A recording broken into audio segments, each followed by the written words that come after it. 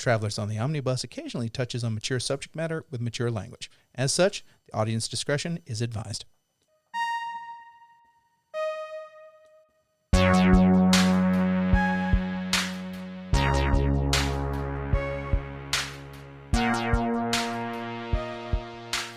The Bluefoot 2-foot boogie bird is one of the most... Oh, I'm sorry.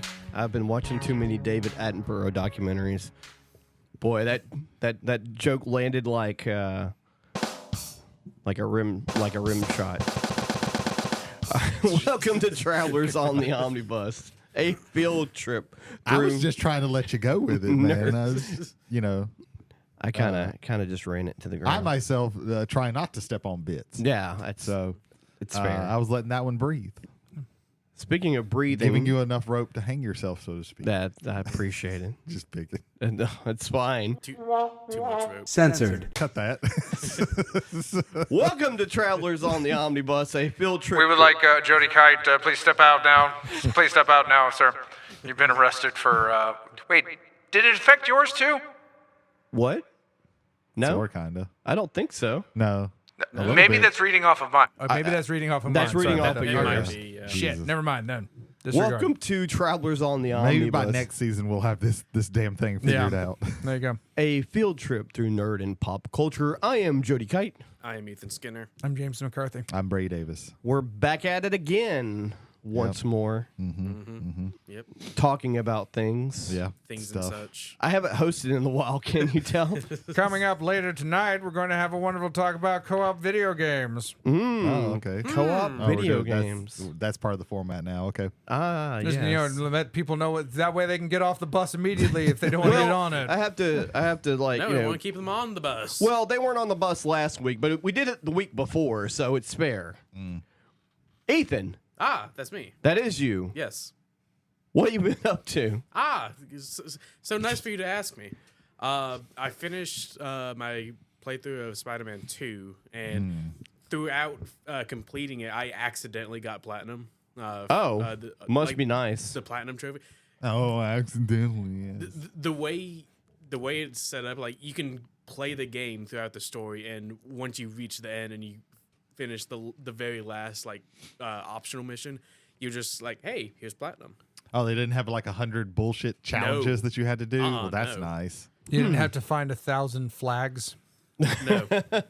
Like the collecting God. stuff wasn't too bad in the Right. first Spider-Man, but Yeah. it was doing all those I fucking challenges I and certain enjoyed. times and everything like that was fucking possible. Yeah, no, like I. Well, it wasn't abs- impossible. I just didn't feel I like Yeah. absolutely hated every single Taskmaster challenge in the Oh, first yeah. game. Yeah, I those were hated them. terrible. But I finished that. Me and Bianca, we've been playing It Takes Two a little bit longer, and I finally started Lies of P. Oh, yeah. The steampunk Pinocchio Souls-like. Yeah. That's very good and still a Souls game, so it infuriates me. But I don't have an issue with this. I'm very much enjoying everything that I'm doing. Oh, cool. Well, that is good. That is great. Cool. Besides some video games, me and Bianca, we've continued the Percy Jackson TV show. Nice. It's very, I'm very much enjoying it. Bianca's enjoying it. And It seemed good. I passively watched it because my daughter was watching it while she was over this weekend. so. I'm very much enjoying it. Edge was so. very good. Adam Copeland. he was very, Adam he was very Copeland, good as he Ares. plays Ares. Yeah. Oh, okay. Yeah, he did a good job. And apparently they're gonna be doing the whole Ares and Percy fight in the next episode. So Oh, okay. I'm excited for that a little bit. Nice. Jason Mantzoukas is Dionysus, and that is perfect casting. Yeah. Yeah, Is that everything, or you Yeah. just- yeah. yeah, okay. I just want to make sure. I don't want to cut you off early if you had anything else going on. Video games and TV. Video That's games it and for me. TV. All right. And also, it's just been fucking cold. I mean, this it past has week. been fucking cold. incredibly cold. Everywhere in the United States, apparently. Yeah, I woke up yesterday and my car was completely encased in ice, Mm-hmm. I did not go anywhere. I Yeah. got home and I had to take a rubber mallet and break the ice surrounding Bianca's car, because all of our doors were just frozen. It might have been Monday that everything. No, it was yesterday. It was yesterday. I've been covering the top part of my car with a blanket to keep it from icing over, and it actually worked pretty good. So I probably should do that, but I don't feel like it. yeah, no, I feel that. Jay, how about you? What you been up to? WVUE Channel 8, servicing South Mississippi and eastern Louisiana, said about the weather this week: if you can't accept me at my worst, then you don't deserve me at my other very worst. I was about to say, Yeah. we don't have best weather in Mississippi. No. If you can't stand me at 17, you don't deserve me at 115 either. Yeah. In I June. agree. I don't deserve 115-degree weather. No. You don't deserve here. You deserve the weather. Yeah. For all of the terrible things you've done. If the wind just wouldn't blow, I would be okay. Yeah, the wind is I the can worst deal part. with cold. Yeah. That's the one thing about living here on the fucking coast is that the wind is always last goddamn last blowing. night, it was a 5-degree wind chill. Yeah. Yeah, and it was 20 degrees. Yeah. And the humidity was 89%, Yeah. which is why it felt like it was below zero. Yeah. Yeah. So, Age of Sigmar. We've brought a new man into the fold, Chris Kane, a very good friend of ours, and he is playing Stormcast. And seeing as how I'm the most experienced Stormcast player amongst all of us, taking him under wing, Yendrasta's wing. Yeah. That's the joke if you know anything about Stormcast. And I'm very. I don't suggest things to him anymore because then he just goes out and buys them, and I feel very fucking guilty. Yeah. Like last week was his first 2,000 point game. He played against our friend John Sheldon, who is Orc War Clans, particularly Iron Jaws. Chris won. Chris won because I love John to death. John either has great strategy and absolutely horrible tactics, or his opening strategy is fucked, but he has the tactics to match up with it. Right. He basically went off of all the points he had held to just try to wipe Chris out in one go. And you really can't do that to Stormcast. You can't.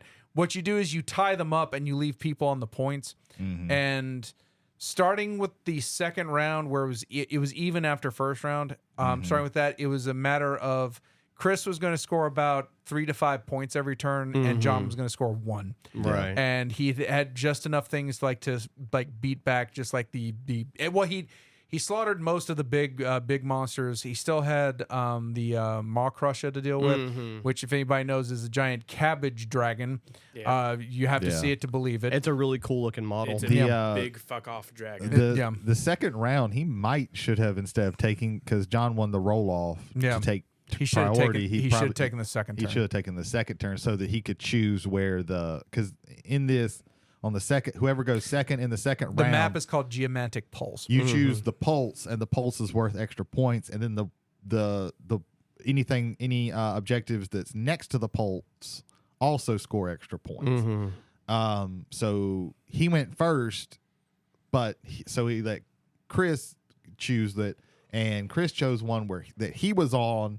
That was the exact opposite side of where all of John's stuff was at. So he got to score extra points from that very easily, whereas John was not able to do that. But even there, John could have moved onto those points and instead moved into Chris's territory. Yeah. Which, again, if you were playing something softer, like maybe Ideneth, because you want to get in before they can get their alpha strikes in. If they were playing something a little bit softer like that, Daughters of Cain, that's Daughters like a class of Cain, cannon. yeah, like something where he could literally just like eat whole units.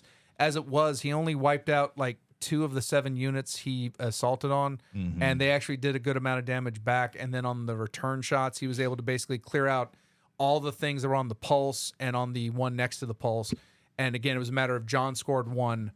And then Chris scored 5. And then the next round, which at that point, Chris got the double turn and they called it there because he's going to get 5, possibly 6, because now that the pulse has moved into the middle, there's 2 objectives. And he definitely had 2 objectives adjacent, excuse me. He had 1 and he had enough people to get onto the other one and score that one as well. So that's 6 points there. Now you're up 11-2. He can maybe get 2 to 3 on the way back, but he's not He's not Not overcoming catching up that. to that. He's not overcoming that. AOS is, being a almost complete noob and not knowing hardly anything about the rules in the game or anything like that. Going second usually isn't very good in most strategy games, but in that specific instance, going second can actually, like, people bitch and moan about the double turn and whatever, but sometimes it is better to go second. Like, I've seen a lot of people who bitch about that don't play the game, though. yeah. Like, they're coming from games where you don't have that. There's a lot of mitigation. And I will say they made it more of a choice this year, or not, excuse me, this edition and this season. Yeah. Geomantic, that's one of the reasons why I wanted Geomantic Pulse to be their map, because we've been constantly been playing. You have an objective, score a point. You have more objectives than your you have 2 or more objectives, score another point. You have more objectives than your opponent, score a point. And that's very consistent. It's been consistent throughout 3rd edition. I like Geomantic Pulse because it changes it up a lot. Like, it goes from just having a number of points to having a specific point, and whoever controls that specific point, which is another reason why you want to go second in that second round. So is the Pulse the only other, like, there's 4 points on the board, and on the second turn, whoever goes second can either pick the pulse on one end, or on the complete opposite end, points A and B.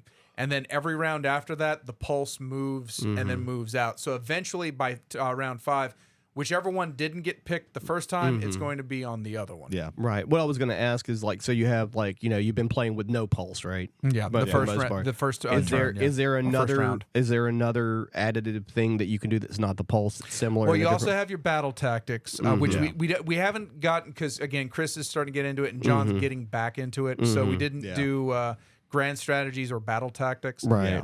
Which, if you tactics are a per round thing, you pick one. And you either succeed or fail at it. Either way, it's gone for the rest of the game. You can't pick that tactic Right. again. Yeah. And you get 2 points if you succeeded at it. Right. Yeah. Your grand strategy is an overall thing that you have to complete by the end of the game. But if you do that, you get 3 points for that. So in a regular game, there was, for each person could have gotten 13 extra points because if you get all your battle tactics plus your grand strategy, that's 13 points. But we didn't have that in that one, and again, it just kind of came down to who can hold, and it definitely changes up a lot of stuff.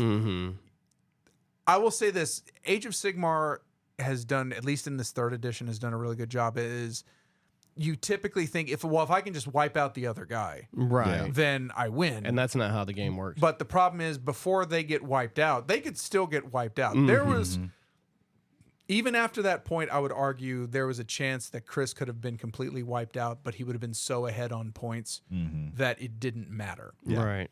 It's weird to think that I have nobody on the field, but I've done so much in the opening set of this that I was able to win the game out. Cool. But it's nice to have another person playing. I would like to get you two to play At some point, This yeah. might be an episode, because Lord knows we got enough armies between all of us. Yeah. Well, there was the one. There was one time in which both of us played kill teams. Yeah, we did. That is true. Y'all did the kill team, but Yeah, we did the kill because you guys have done skirmish stuff. But like, I'd like to see That you was guys. season 1. Yeah, no, that was season 0. Season 0. Yes. Never mind. Yes. No, it's okay. I But yeah. forgot. Yeah. I didn't remember. Yeah. Boy, you weren't here for it. That's Season the, 0. That's the before 4 time. Yes. No, I was there for the You were kill there for team the game thing. of it. That is Yeah, true. yeah. Yeah. The Dark Ages. Yeah. The Dark Ages. What else, Jay? Anything else, man? See, now I'm remembering from that game, you had gotten the priority roll to choose who to go first. No. I got the priority. Oh, you got the with the cannon. Yeah, it's we- not we- the- we had oh set yeah, it- we I'll had give set it to everything you. up. Who has the cannon that can shoot at all my guys? And then Yeah. you shot at I, his dudes. I didn't know what I was going into. Yeah, clearly. I didn't And know to what be I was fair, doing either. I also had my cannon. Yes, guy. and then you gave the other guy the shot. Yeah. And apparently they've made that game set up like more complicated than the original Warhammer with the rules. Apparently they changed. Kill team is it's a lot with like comparing it to like Warcry, which is like Age of Sigmar pared down. You use the same models. It's kind of the same kind of thing that Kill Team is trying to be. It is more complicated.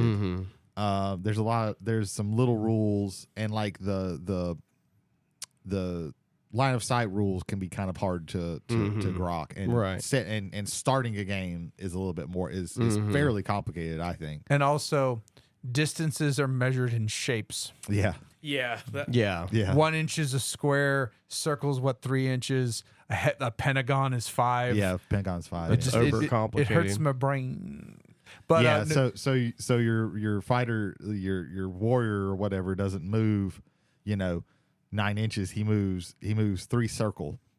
yeah, Right. he has 3 circles of movement. Yeah. Yeah. And then when you say, "Oh, he moves in a circle," no, he moves in a straight line. Why are you Yeah. calling it a circle? Shut up. Yeah, because you take the circle side and you count out 3 of those, and that's how much. I want to call it now a February episode. It's going to be Mm-hmm. the aftermath of a Jody versus Ethan 1,000 or 2,000 point. probably 1,000 points. It's 1,000 point. If they've 1,000 never- point. never 1,000 played. point. I want y'all to look at armies, and it has to be armies we've got but we have most of them Yeah. between all the groups. But pick an army The Giants. and we don't have that have one. the Giants. Yep. No. Damn it. So now Jody has Even putting together everybody's Giants, we don't have that. yeah. Well, I have 2.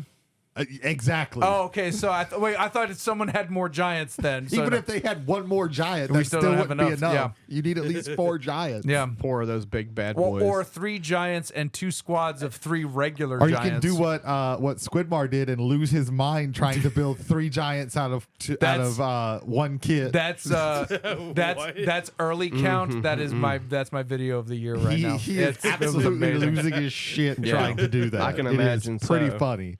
I wanted to give this one a peg leg, and he was going to be. And by the end of it, he's speaking in like proto Nordic. Like he's just holding his like. There's like a minute where he's just holding his hand, his head in his hand. No, and then he's what? just- And like the true cursed nature of this video, there's a third of it that's missing because the drive that had all of the video files on it died, and they Yeah. couldn't Oh get yeah, the he files interviewed back. a guy who was like, because he was like printing out some stuff and doing Yeah. some sculpting, and he interviewed a guy who that's one of his big things. Yeah, and how to sculpt. And he was like, the- "You might be wondering why am I not showing you the interview with this guy? We'll get to that." yeah, and then like when he Jesus. introduces that, they're playing Adagio for strings, and it's Yeah. just like fucking, oh my god. Yeah. So Jody has priority. He gets to pick his army first. Ethan has to wait because if you guys both want the same army, Jody gets to pick on that one. But no, not right now. Not right now. This can happen in February.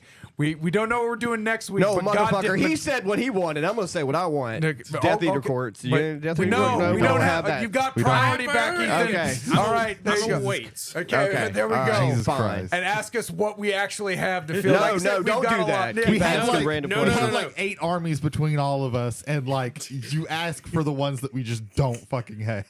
I have priority. Wait a minute. Let's embarrass ourselves. So I have at 1,000. I have fieldable Stormcast, fieldable Ideneth, fieldable Gloomspite.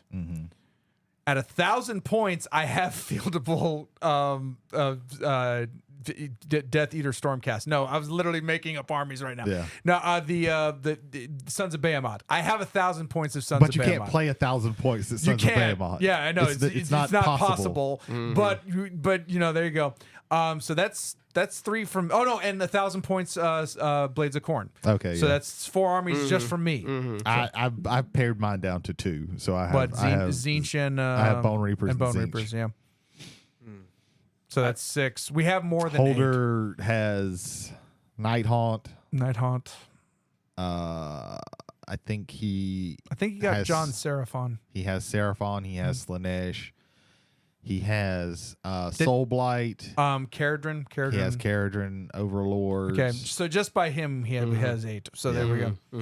There you go. So yeah, So I should take these into consideration. you'll forget these immediately and then ask again what these are. Coming in February, Jody Kite versus Ethan Skinner, 1,000 points, Age of Sigmar. This will be known as Age of the Omnibus. Might be March. We'll see. We're really good. It might be March. We're really good at scheduling far future episodes. Yes. And very bad at scheduling next near episodes. future episodes. Yeah, we're that one head of Kairos Fate Weaver and not the other one. Yeah. Welcome to the Ouroboros bus. The Ouroboros bus. Whatever. the Abora The Ouroboros Welcome bus. to the bus to Bora Bora. Ouroboros. Damn it. Ouroboros. Bullshit. Bora Bora is not this fucking cold ever. Oh, Jay, anything else, man? That's it, brother. That's All right. Jesus. Brady.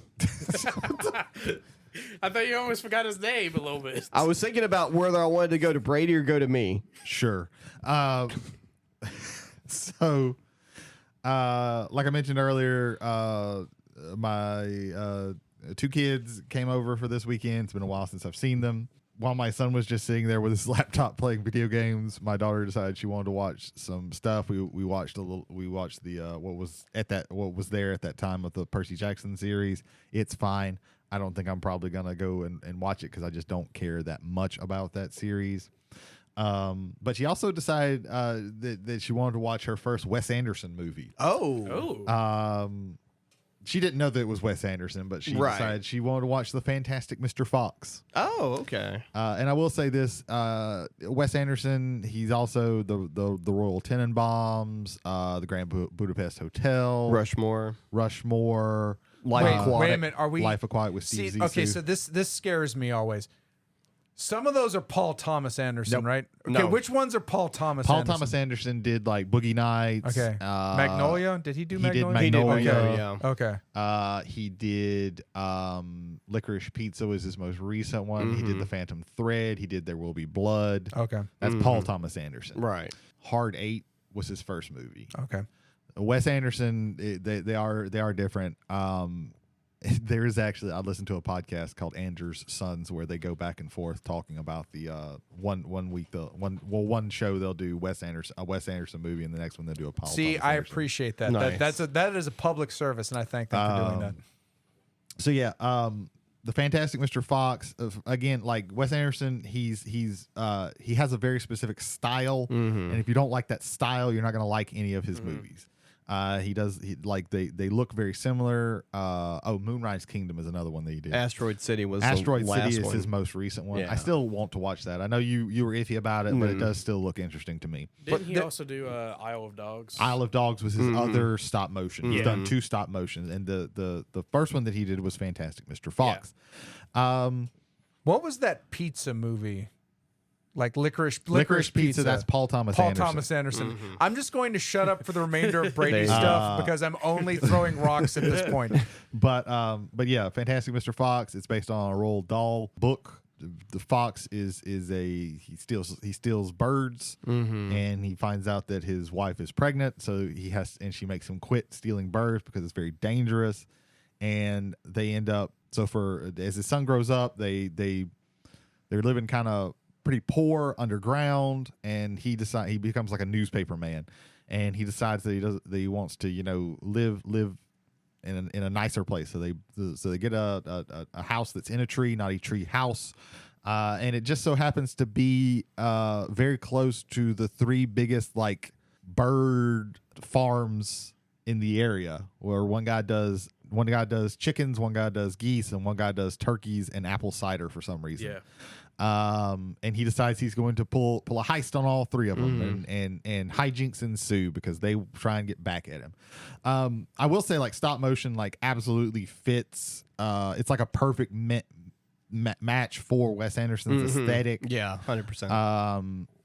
That's Clooney too, right? Clooney is the lead in that. Yes. It's Clooney, Meryl Streep. There's also Jason Schwartzman is always in a Wes Anderson movie. Owen Wilson's always in a Wes Anderson movie. Clooney's also in the lead in Isle of Dogs, I believe. Oh, okay.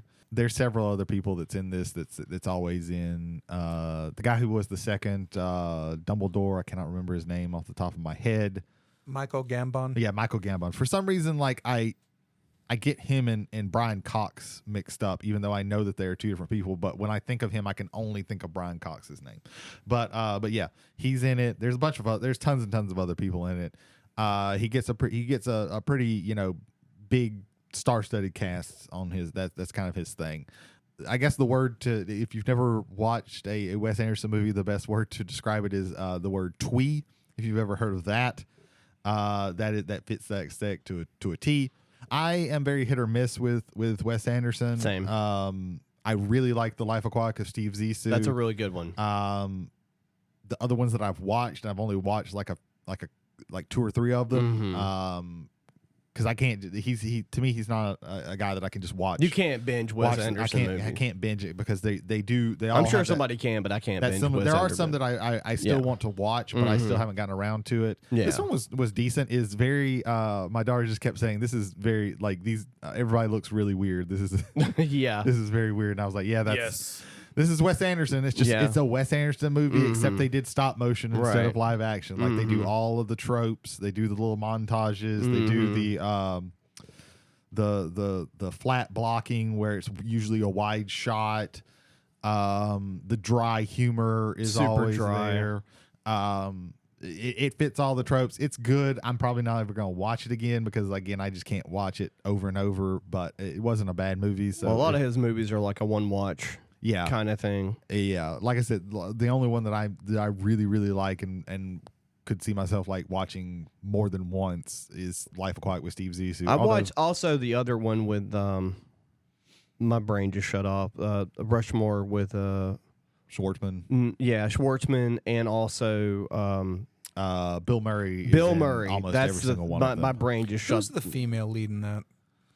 And Rushmore, Yeah. it's been a long remember. time since I've seen it. I don't remember. I don't think I've I ever got it right watched here. that one. He's coming in with the buds. Here we go. Yeah. Sarah Tanaka. Is that the character name or the That's actress? the She might have been an unknown. They And might have never- been. There's also Olivia Williams. That's all I'm saying. yeah. Because Schwartzman was unknown Yeah. before Rushmore was an independent film. Yeah, so that was his first a pretty one. good while ago. I think it was like mid to late 90s, right? I think that was his second film. I think Bottle Rocket was his first. Bottle Rocket was his first movie. Was his first That movie. was with the Wilson brothers. That's But yeah. Luke and Owen Wilson. Yeah.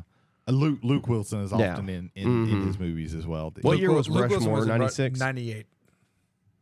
Because it was the year I graduated from high school. You asking about Bottle Rocket? Rushmore. Rushmore. Rushmore is 98. Bottle Rocket is 96. Yeah. I knew one of them was 96. There we go. But yeah, if you like that aesthetic, you'll like this. It is a weird movie. It is a very interesting. The textures in this are very interesting because usually with like stop motion, it's very Neat and clean. It's very neat and clean, and because these are all animals, they all have fur, so like there is that more texture feeling in it. But it is just a Wes Anderson movie that is Right. done in stop motion. So Right. if that appeals to you, then go at it. The next thing I wanted to talk about was the new season of True Detective premiered this past Sunday. That's the one with Jodie Foster. Jodie right? Foster. It takes place in a town in Alaska above the Arctic Circle. So they have like long periods of night. And it's basically this is mostly like set up, but it seems to be there's this Arctic research station that's near the town, and everybody in it goes missing. Oh, shit. And they find a human tongue just sitting there. And it's That's some Diet Love Pass bullshit going on right there. it is feeling, it's bringing back, because the first season of True Detective had that kind of feeling of like cosmic horror, even though it never like came to fruition. Right. This one does a good job with it. I like all the characters are interesting. They do a good job of like introducing them and giving you little tidbits here and there. Like, okay, well, this person they have they clash with this person, and okay, this person you're getting the relationships and you're getting a pretty good idea of them. It looks pretty interesting. Jodie Foster's pretty good. Everybody in it's pretty good. The guy who played Saul Starr in Deadwood is in it. Oh, that's cool. I can't remember his name off the top I of my can't head. either. But yeah, But he's a good actor. He's one of those that guy actors where I'm like, okay, if he's in it, it makes it just adds a little bit more to the show. It looks interesting so far. I'm looking forward to it. I know it's gotten mixed reviews, but so far it seems pretty good.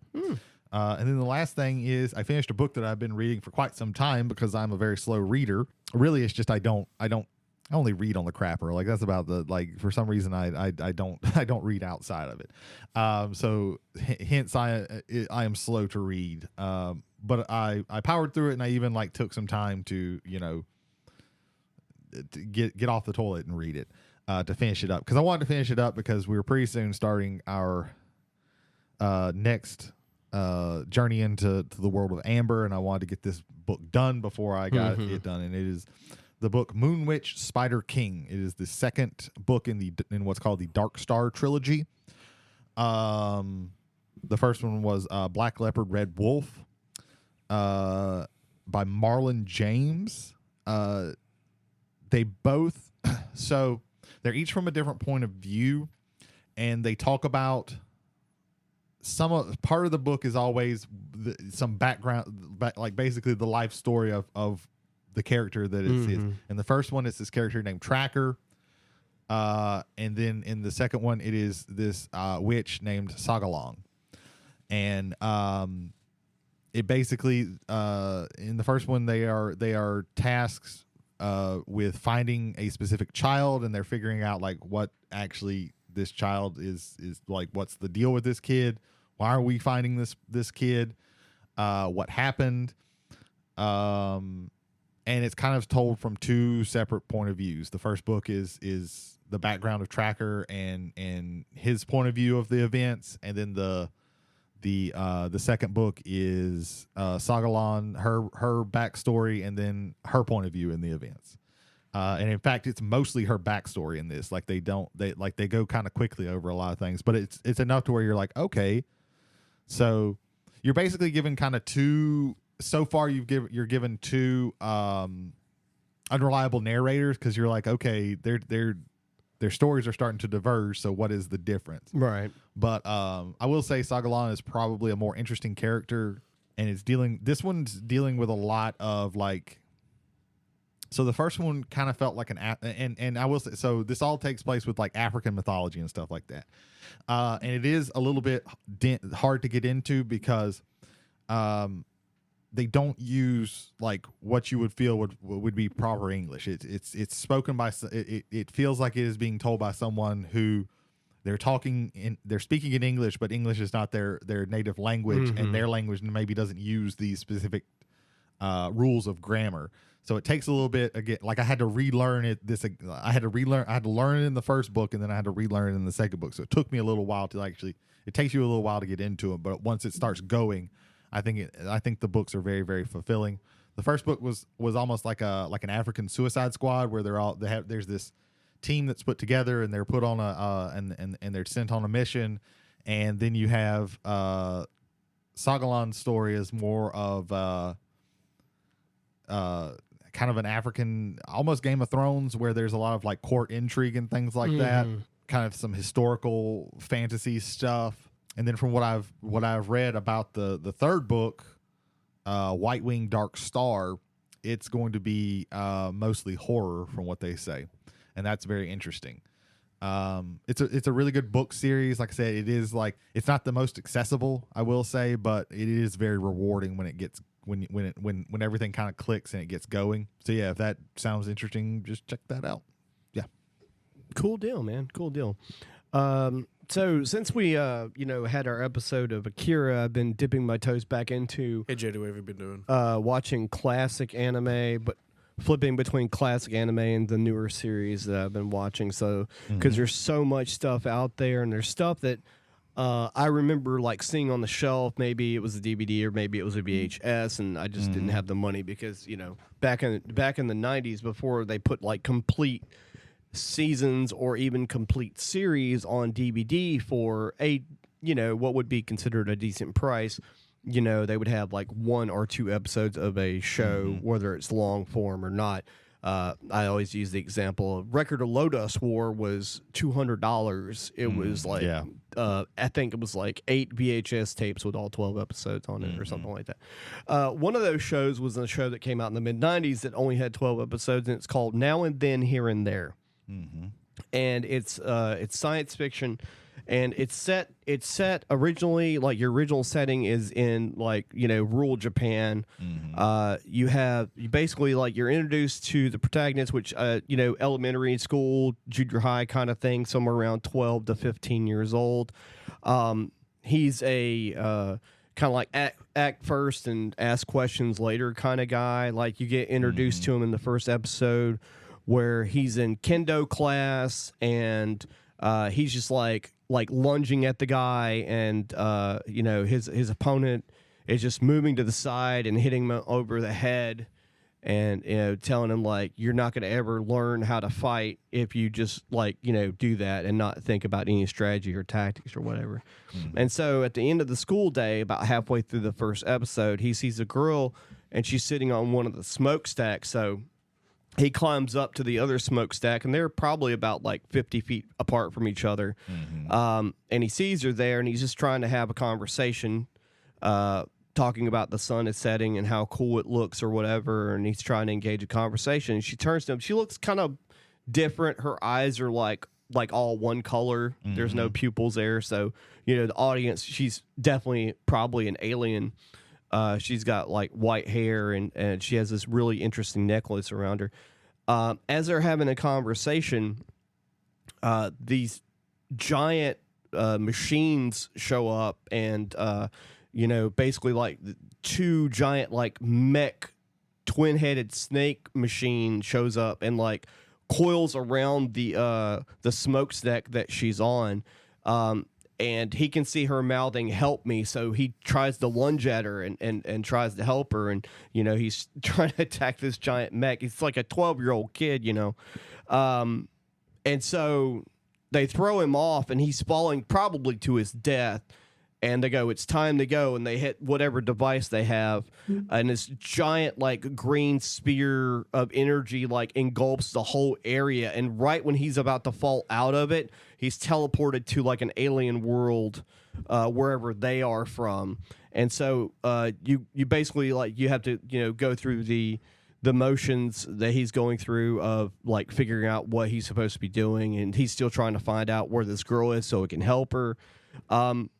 This show's really good. It's really it's dystopian science fiction. So you have like this whole fortress like walking machine that's probably was built like 500 years ago, and nobody knows how to fix it. Kind of like an original Star Wars where the technology is old, and it's run by a like an emperor king kind of character, and it really shows you like the worst kind of evil villain that you could deal with. Like, what's the worst kind of evil villain you can deal with, like, in a story? Is it someone who has, like, the initiative to, no matter what I need to do, I'm going to do it no matter what it takes? Or do you have a bumbling buffoon who's so afraid of the enemy that he will, like, send 10,000 of his troops out and then shoot his laser cannon in that same direction because they deserve to die to serve him? Because he's so afraid of dying from the other enemy. It's insane. But yeah, so I've been watching that. I'm like 8 episodes in. There's 12 episodes or whatever. It's really good. The animation and art style is really good, especially for mid-90s. So yeah, check it out now and then, here and there. And in video game news, City of Heroes is back. So you know, sometimes when a game dies and the servers get shut down, sometimes people will pick up the slack and, you know, start what's considered an illegal private server, such as people did, fans of old WoW, vanilla WoW, and then Wizard put the kibosh on that and decided to... That server specifically was, I think, called Nostalrius. And yeah, they did that because they wanted to play the classic WoW. And then that led to the question of, you have all these people who are interested in playing like a classic version of the WoW. Would you consider doing that back? To which the response was, no. Not only do you think you want that, but you don't want that. A year later, that same developer was then trotted out in the field and announced WoW Classic.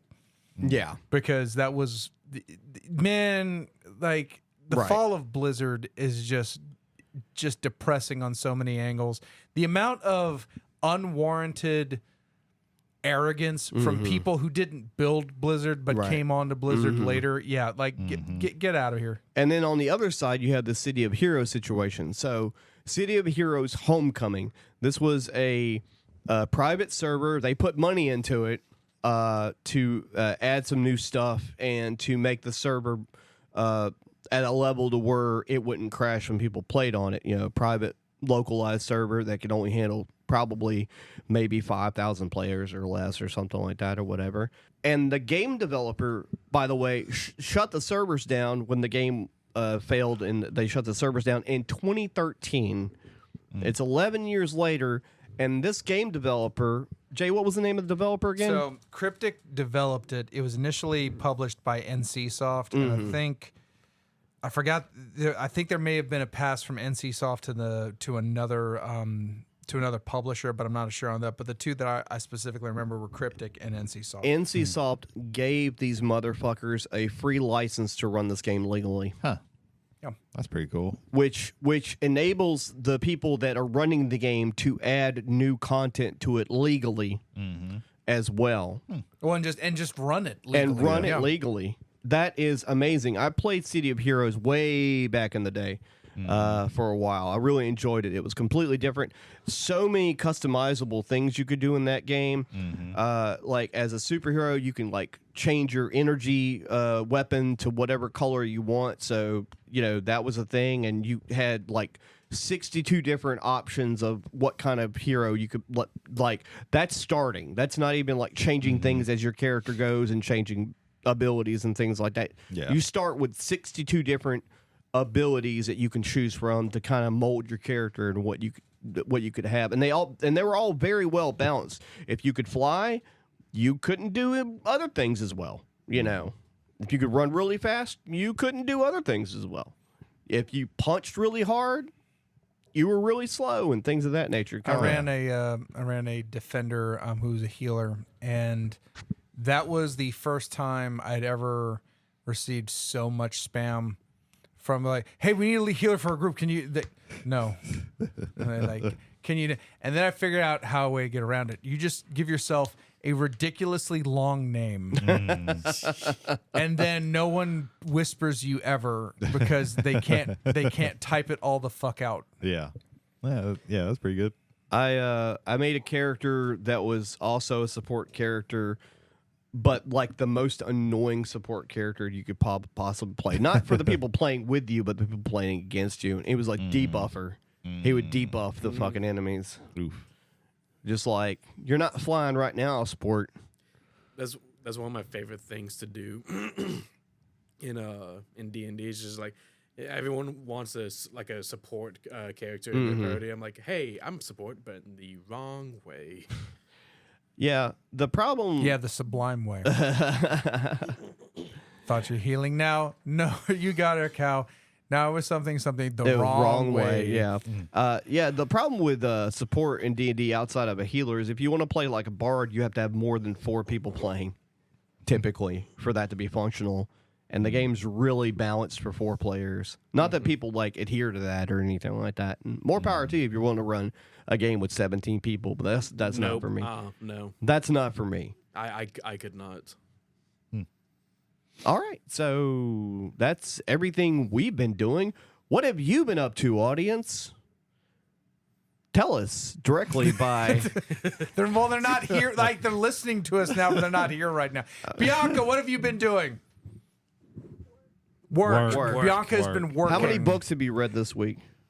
Zero books. She's still on her hiatus. Yeah, it's too cold to read. Yeah, that's true. Yeah. She did read 75 books last year. January should be illiteracy month. Don't read shit. February 1st, you can start cracking open books. Do we have any feedback, Jay? We have no feedback this week. Were they? But I thought I was bad at this host thing. I'm turning on my monster voice because I'm scared right now and I don't want anyone to know it. Where can they find us, Jay? They can find us at travelersontheomnibus@gmail.com. Again, that's travelers, 1L on the omnibus @gmail.com. Also, take part in any of our Spotify polls and or questions of the episode if you so desire, including, except you can't do this one anymore, the Ethan, is he going to be a dapper boy or a dolphin man? Find out in the future. In the future. Ethan, where else can they get a hold of us? They can get a hold of us by directly messaging us on Spotify. Or they can email us at travelersontheomnibus@gmail.com. Okay, I'm glad he did that part again. That was good. Appreciate that. I will do a voice masking after effect. I don't know what it'll be yet, but it's going to be amazing. Sure. This is if you don't learn all the information, then they never ask you because you're not going to be able to say it. Exactly. So it's like at a job when you go that extra above and beyond, then they just expect more work out of you. That is very So true. you just do what I do and give the bare minimum at all times. Spotify, The Apple, bare Google minimum, Play, yes. and Amazon. We're available on those Yes. wonderful podcasting avenues. Yes. Well, I guess that takes us to our main topic already. Yeah. Already. So tonight we're talking about co-op video games. This is video games where if you're in an arcade, you have hopefully some friends with you playing, or if you were at home, you had some friends with you playing there. And so co-op games actually started pretty much at the beginning of video games. The second generation of video gaming, which was the Odyssey 2 and the Atari 2600. And there was also one of the Pong machines had one of the first co-op applications to it, and it was a game called Pong Doubles, where you had four people playing basically tennis against each other.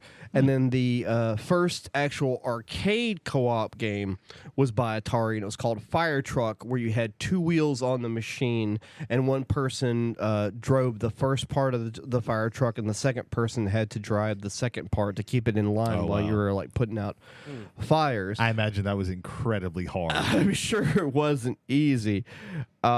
And then one of the versions of Space Invaders for the home had a co-op version where you could have two people shooting at the aliens. But the ones that I remember a little bit later on down the line, which is Joust. However, you could also hit your opponent or slash co-op friend there. But I think Mario Brothers was also seminal, like the original Mario Brothers. Stressing Mario Brothers, not Super Mario Brothers. The original Mario Brothers. Yes. And then shortly after Where that, the turtles were called shell creepers and Yes. the crabs were called sidesteppers. yeah, Mario Brothers is a really fun game if you've never played the original Mario Brothers. And then a couple of the also like early Nintendo games, as well as like Balloon Fight, Ice Climber, and Clue Clue Land were also co-op games. But most people will remember co-op games starting with Gauntlet. That's one of the earliest co-op games. That one, Bubble Bobble, and Rampage were all about, depending on what version of the game. I don't think I ever played a co-op version of Rampage, but I do remember playing co-op versions of. For me, it was Gauntlet Legends. I never played like the older versions The of Gauntlet. N64 Gauntlet. Yeah, well, it was. Yeah. It was always an in the It was arcade. also an arcade game. That's true. Where I played it. But yeah, and they both worked the same. It was just I like liked a at level graphical 75, your character became like a mythical monster. In Rampage? Yep. No, in Gauntlet Oh, Legends. Oh, yeah, okay. yeah. Like at I level never, 7. At I level, never made it that high. yeah, Right. level 75, like the wizard became a sphinx, and that was pretty okay. cool. That's cool. And Yeah. then He looked like an Anubis. the biggest co-op game that I remember growing up was Contra. Mm-hmm. That's a huge one. Yes. That's where you get the Konami code, get 120 dudes, and And then steal lives from your friend. Who Yeah. you played a get, little bit that's more than that's you did. fair when everyone's got like 3 sets of 30 though. Yeah. Because a lot of people quote the Konami code as up down left right be a start, and that is true. But if you do up down left right be a select start fast enough, both of you can have 120 lives or 90 lives or whatever. Okay. So you have that, and Double Dragon as well, which was also Which is strange because in the arcade version, after you beat the final boss, if you're playing 2-player, you then get to beat the shit out of one another to Yeah, see who you gets have the it's girl. a fight to the To death. fight each other. I Yeah, remember you fight that. your brother to the death. A co-op game quickly turned a versus. Yeah, it was one of those multiplayer. like, oh, surprise. Yeah. It quickly turned into a shattered polycule at the end. Now I'm going to make some deep assumptions that a lot of the group here also enjoyed a lot of Teenage Mutant Ninja Turtle co-op action. Oh yeah, back in the day. I never played in the arcade, but I remember Turtles in Time. renting Turtles in Time. I mostly played just by myself, but I remember vividly renting the TMNT I think it was just called like the arcade game or something like that. Yeah, it was side- TMNT2, the arcade game. Yeah, playing that with my brother. Not ever getting very far with it, but I remember playing it a lot with him. So yeah. So there was this was me growing up with my brother and my sister. There was a pizza shop somewhere in Mobile that whenever we would go over there, go to the Bel Air Mall, we would always eat there, and they had like an arcade room, and they had a TMNT arcade cabinet, and so me and my brother we would beg my dad for all of the quarters in his pockets. Yeah, it was always a Pizza Hut around us. There was a Pizza Hut in Petal that had arcade games. I don't remember. I think that they had. I do. Golden Skate here in D'Iberville. Last time I was there, which was like 5-6 years ago, they had a TMNT arcade game. That's pretty good. Yeah, I noticed that while I was. We couldn't do it because we were at a birthday party, so it looked. I'd look like a bad father if I was just over there playing video games. That's what it's all about. I'd do it. Yeah, I'm a bad father, so what? But yeah, I think those side-scrolling beat-em-ups lend pretty well to most of those had some kind of co-op component to them, Right. whether it was was it Streets of Rage? You have Streets of Rage. You have Narc. Yeah. If you ever played Narc. Final Fight. Final Final Fight Fight, is also that's a big one. For me, the biggest one was X-Men the arcade game. Hell yeah. Because if you were in the arcade and you were lucky, you got a 6-man arcade cabinet, and you could play six person Right. X-Men, And that's how you get through the game with like less quarters. Yeah. Because you're going through them if you just one or two of you. Yeah, and that's in fact I want to say One Up Arcade had a 6-man version of the X-Men arcade game come out that you could get. That's wild considering how small those cabinets are. Yeah. Because I tried the Turtles in Time one they had with 4 players, and it was extremely crowded. Yeah. Was Battletoads ever an arcade game? It was. Battletoads, yeah. Battletoads, It was originally an arcade game. Battletoads, oddly enough, from what I read, was if you played it 2 players, it was impossible to beat because of the second ski level. The Yeah. ski level. Yeah. There was like a glitch that if you had 2 people, you just could not get through it. I never could get past the first ski level, so I never Well, made it. it wasn't even that it was a glitch. Like, you had to make the same ramp. Yeah. And that you could do it. You could, but your timing has to be so perfect as to be AI ice skaters. Like AI tandem ice skaters, your timing has to be super ridiculously stupid. Isometric side-scrolling doesn't really work together. Yeah. And that's pretty much what that was for the most part. So it's like really hard to gauge where you're supposed to jump and where you're supposed to land. Yeah. In fact, the first time I saw somebody get past that stage was I watched James Rawle from ABGN accidentally doing it, but like Mike Mike Matei told him, it was like, oh, that's the warp you have to go through to like get through to the next level. Well, no, that's not the next level. That allows you to skip 3 levels. Right. If you want to get to the end of the level, you have to dodge 14 of those, Yeah. and they come so fast that you don't get the warning because Right. they're literally on top of one another, and you have to like. So the way I ended up doing it was I had to put the NES controller down and do this tapping basically that just kind of like just do the shimmy through. I have beaten Battletoads. That took the majority of like my 7th grade year, Yeah. but I beat it. I had no friends in high school, but I beat Battletoads. Goddammit! My claim to fame is I beat Contra on 3 lives. Oh wow. That's impressive. Yeah, I played a lot of that game. Yeah, you had Battletoads. Golden Axe was also a really good franchise early on. That one was really good. That was I remember there being an arcade cabinet of that at a cafe that was in town where I lived.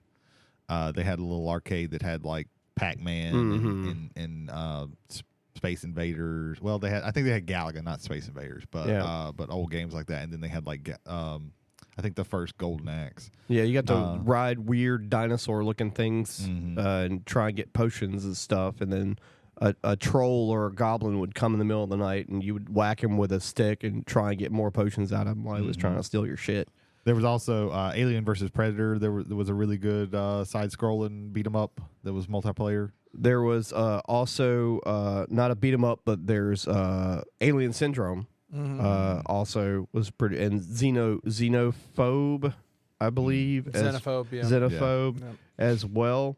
And there was some shooter Sunset Riders. I don't know if you ever played Sunset I never Riders. played that one. I played It's Sunset really Riders. fun cowboy shoot 'em Sunset up. Armors, Riders, and Wild Arms. And Wild Oh, Arms as okay. well. That was a great one.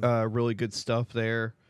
Let me see here. Looking at my notes, we haven't talked about what any of these games are for our audience that may or may not have noticed, but that's okay. They basically the side-scrolling beat 'em ups basically all use the same format of you would move sideways to an area, a whole bunch of people would come out, and then you would use different moves to beat them up and get rid of them, and then move on to the next area.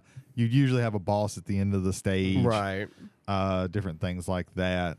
Like I remember in TMNT, the first one was on the bridge, and at the end you fought Baxter Stockman, I believe. Yeah, that was Turtles in Time. Was Baxter talking about? Was it Turtles in Times? Yeah. Okay, I get both of those mixed up. Which is okay because it's so you had the TMNT arcade game, but the first TMNT game that came to home consoles was Teenage Mutant Ninja Turtles, which was kind of more based off the comic book. Yeah. And then TMNT 2 was the arcade game, and it was the port of the arcade game, which added 2 more levels. And because TMNT 2, The Secret of the Ooze, the movie came out, they added Toka and Razor. Yeah, And I I think there was remember like fighting 2 extra levels that were added to it. Yeah. Another obscure one of those side-scrolling beat 'em ups is Nick Fury and the Punisher.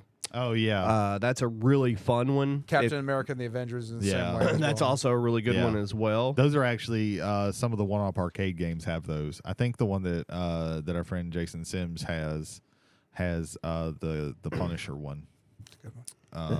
Yeah. And then you have Smash TV, which is a great co-op game where Big money, big prizes. I love it. I think that was you had dual stick, right? Yeah, it's stick to move and a stick to shoot. Right.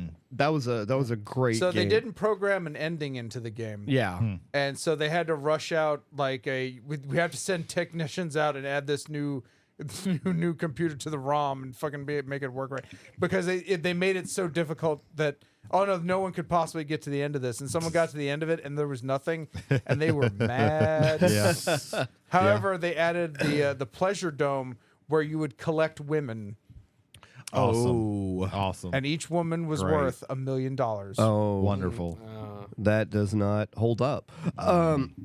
Also, when I was doing my research on this, there was a game we had played recently on the arcade cabinet at the shop. That's Elevator Action Returns, is a co-op game as well. okay. And Jay knows all about that game. Okay, so Elevator Action. The old game was like you going down a hotel and you have to collect 4 pieces of evidence, and then you get down to the ground floor and you drive off. Add, rinse, repeat. Elevator Action Returns. So the first round is it's an elevator, and like, okay, cool, I'm going down an elevator, and then someone blows up the whole top half of the building. Oh, okay. And then you Okay. just got to start going around shooting shit. Then in the second round, there's an airport, and everybody's just kind of hanging out. And it's like, when does my character come in? You crash a plane into the building and start shooting everyone. Yeah. You're the good guy. Yeah, What does that have to do with elevators? don't think about it. I know that they were. Wait a minute. No, this is a perfect time for that. Shut up. Okay, there we go. No, we're good. We're good. I There we go. know a lot of arcade games were some kind of shooter where you could play it co-op. Right. 1943. 1942 was one person. In 1943, they added a second player.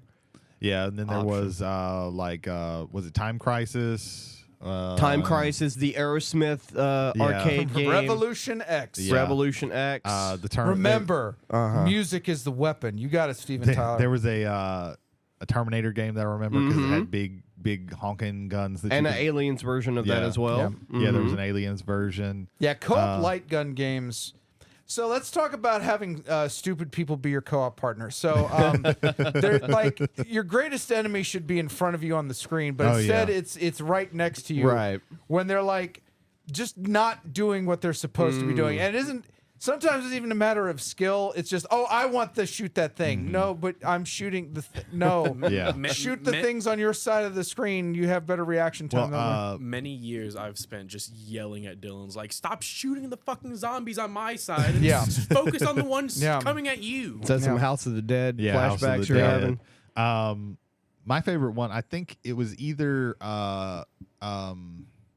Time Crisis or Die Hard that actually had the pedal where if you held the pedal down, you Crisis. you poked Time your Crisis had head that. out, Yeah. and if you let the pedal up, you hung back. Yeah, So Time you Crisis could actually. had that. It wasn't just like it wasn't as it was on rails still, but you still Right. felt like you had a little bit more control because you could be like, okay, well I gotta pop out. Okay, I got a shot. Let me pop out and pop out. They gave you a chance, and you reloaded as well when you did it. Area 51 was one of my favorite. Hell yeah, I remember guns. Area 51. That was was a super good one. awesome. Area 50, like this is gonna sound so stupid, but Area 51 was too busy for me. It was very busy. I Like can see that. there was a lot of stuff going on, and most of it wasn't stuff that you needed to worry about. And then it masked the things that you did need to worry about, and you got fucked by them. And then also you have some ports that were less or more difficult depending than the actual game. So two examples are Dragon Spirit. The Nintendo port is harder than the original arcade game. Okay. Legendary Wings, the arcade game is harder than the Nintendo game, and the NES game is fucking ridiculously hard. Because in the Nintendo game, on the first screen, there's a point where, you can drop a bomb on a spot, and it opens up this, like, warp zone. Now, you could choose to go into it, or you could choose not to. It's better if you go into it because you can actually like get some extra gear and like level up your angel all the way, so you can start shooting like lasers everywhere and just destroy everything in your path. Yeah. And the arcade game also when you went to that like secondary level in the Nintendo game, it was only like maybe 3 minutes maybe down there. Like once you got through it, you're through it. The arcade game, once you get halfway through the first stage, a giant mouth opens up and sucks you into the fucking warp zone. And then you have to go down there, and it's 20 times harder and way longer than the NES version. I don't think I've ever gotten past that part in the arcade game. So Legendary Wings, awesome game on the NES, not so much on the arcade. So there's some exclusives to certain consoles like Chip and Dale Rescue Rangers for the NES. I don't know if you guys ever played I did that. I knew of it. I never played that one. I cannot say I have. I would assume not. What about Alien Hominid? Did you ever play that one? Never played that one. Or Castle Crashers. Which is about the same. It's I've played it's Castle made by the Crashers. Behemoth, Right. which is the same Oh, okay. development company. Okay. The name Alien sounds Hominid familiar. started out as a flash game on Newgrounds, Yeah, I was and about to say became Newgrounds.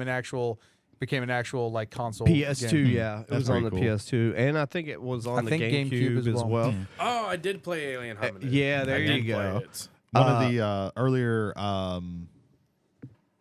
platformers that actually had a co-op component to it was Donkey Kong Country. Right, You could right, either that's play as true. Donkey Kong or Diddy Kong. For me, I mostly remember playing it by myself because I think it was like a whole lot harder. It is. It's way more hectic with two players on that. Which kind of leads to a lot of the newer, we talked about Super Mario Brothers. The first one, it wasn't co-op, but, Right. but a lot of the newer ones, I think pretty much New Super Mario Brothers, which was on the Wii, and then Super Mario Wonder have a co-op version of it. Right. And I haven't played Wonder, but I have played New Super Mario, and it is a little bit harder to beat when you have multiple people. I think Yoshi's Island was co-op, wasn't It's it? Or- possible. I don't remember Yoshi's Island. It might have been. I never played it as such. So they have the emulators on the Nintendo Switch. On the Nintendo Switch, Right. And me and James Throne, we played Donkey Kong Country on like the online multiplayer Right. of Donkey Kong Country. Yeah. Nice. I've been played on many I've played on Nintendo servers. I can only imagine that to be a terrifying Oh, experience. it's so laggy. Yeah. I can imagine. It's not- I remember, But still fun. I remember when the PlayStation 2 launched, and me and a friend of mine at the time Bouncer. we played Dynasty Warriors 2 all night. Oh Yeah, yeah. that's Oh my yeah. god. Dynasty Warriors is a fantastic, well, for a while, was a fantastic game series and a fantastic co-op experience as well. All the way up until the first Samurai Warriors, and then after that, the series kind of, for me, just kind of dips. But that's not what we're talking about. Yeah. What are y'all's favorite? Some of y'all's favorite co-op games? So I know I mentioned it, but I've really been enjoying It Takes Two. In case the audience doesn't know what It Takes Two is, it is a co-op game in which you and a second player, you both are the parents of a little girl that are in the midst of a divorce, and somehow you are both your mind and your soul is transferred into a wooden and clay doll of yourself, and you have to figure out a way to get back to your bodies while also learning how to cooperate with your counterparts. And so it's very enjoyable. It's made by the same people that made A Way Out. The two prisoners trying to escape. It's a breakout. co-op game that you can only play co-op. Like Right. you cannot. It has to be played with two people. It requires a second person Right. to play Yeah, the game. you cannot play it. I haven't played that, but I've heard very good things about it, and it does seem like it's an interesting thing. Are one or both of those Devolver Digital titles? I do not know. I didn't. I had it up. It is Hazlight Studios. Okay. I think the Unraveled game Unravel. Yeah. Unravel is 2. a digital Devolver game, which is what you play, like two people play as Yarn characters. Speaking of Yarn, Little Big Planet Yeah. is a co-op Little Big game. Planet. Yeah, I never played that one co-op, but it was, but all the Little Big Planets are. I think they ended up making 3 of them. There's 3, and then they've made. I know they made like a Dreams. kart They also racing. made Dreams, which was made by the same team that made. Oh, okay. Yeah. And then there's like a solo player adventure game, like Sackboy's. Sackboy's Adventure. Yeah, Yeah. Sackboy's Adventure. Mhm. That doesn't fall in the scope of this. Right. No. But Yeah, I absolutely enjoyed playing Little Big Planet. There's also the Borderland games. Yeah. Split screen. I was going to talk about yeah, I was going to Borderlands. shift us into shooters because there are a few of those. Borderlands for me, I only played it a little bit of time as a co-op because I was playing it with a friend, and we'd have the problem of we'd have the little reticle on. Okay, we got to go over here. Then I'd be like, okay, I'm focused on this. I got to go. And then my friend would go, ooh, there's some people over here. I'm gonna go shoot them up. And I was like, oh shit. And then, then I have to go rescue him. Right. And then we'd be like, okay. We Back to the reticle. barely survived those people. Let's go towards the mission now. Okay. Right. And then I'd be, oh, okay, what's this over here? Let me go shoot these people up. And then he'd have to, and we kept fighting so much that I Right. was like, fuck this. I took the game back and got Fallout 3 and never actually finished that game for other reasons too. But yeah, so that was my experience with Borderlands as a co-op game. I enjoy Borderlands co-op. My thing is I play. Me and my brother have attempted to play many times, and it either devolves to him playing when I'm not available and him progressing the story, That seems. or me playing and progressing the story Yeah. when he's not available. Yeah. I mean, that's definitely an unfortunate side effect of that. Borderlands 2 is probably my favorite out of those games. I like Borderlands Borderlands 2 a lot. I just never played it co-op. See a previous story. I do like that games like Borderlands that let you have a drop in, drop out option where you can have, your friends can like come in on if you're online, play with you for a little bit and drop out, and it doesn't affect any of your game. I think that's a pretty rad inclusion. In the same world of Borderlands, there's Tiny Tina's Wonderland. I've heard that. Right. I never played that one, so I haven't played it didn't yet. Write it down. Amazing. I've heard good things about it. I just never played it. It is Borderland characters playing D&D, but still being Borderlands. Right. And I believe that there was some kind of inclusion of that in some DLC for 3, or was it Borderlands 2? 2, they had the Bunkers and Badass. Bunkers and DLC. Badasses? I remember that now. Yeah, fantastic game series. Also, there was Portal 2, as well. If you ever played the co-op. I've heard it has a very, very good co-op. I've never played it. It has a good co-op mode. It's completely different from the actual story. Atlas and Peabody are the names of the droids. Yeah, you play as like robots. Right, yeah. Robots are pretty... Which that's pretty interesting that they were able to make we can't just stick a second person, because like with another shooter, Halo, that's pretty much just what they do is they here's another Spartan. Don't worry about him. Or here's the Arbiter. Yeah. And you just go along with it. But that one they actually we're just going to create a separate co-op thing, and that's pretty cool. A series that I want to talk about that's a shooter series that I played a lot of co-op with is the Gears of War series. Yeah. I've only played the first 3 games. Everything after that basically doesn't exist. And to be honest, 1 and 2 were the only ones that I played. Right. Co-op. Played through the game myself, and then the first one, and then played through with a friend. At the time, had a really fun time with that. It was really fun, like kicking up the difficulty and then just going at it. Oh yeah. And I think the second one especially was like really fun to play with a friend. There's a part where you're on these you're in like a convoy. For if anybody hasn't played it, and it's these big gigantic like huge trucks with like a flatbed on top. So and you just keep getting ambushed, and it's so fun to be like just running back and forth with 2 people, like taking people out.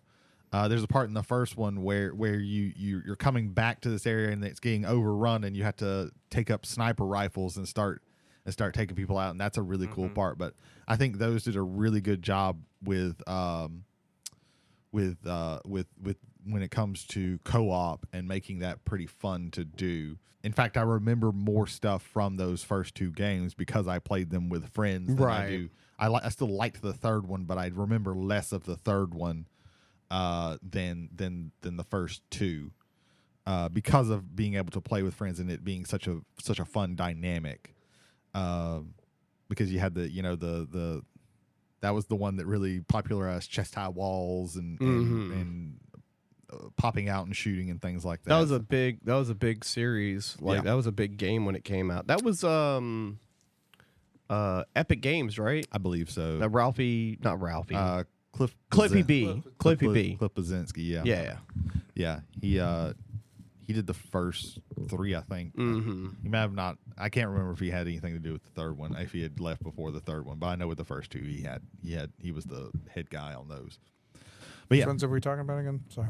Gears of War 1, 2, and 3. 1, 2, and 3. Yeah. But yeah, those are really, really great, great co-op games that I remember very fondly.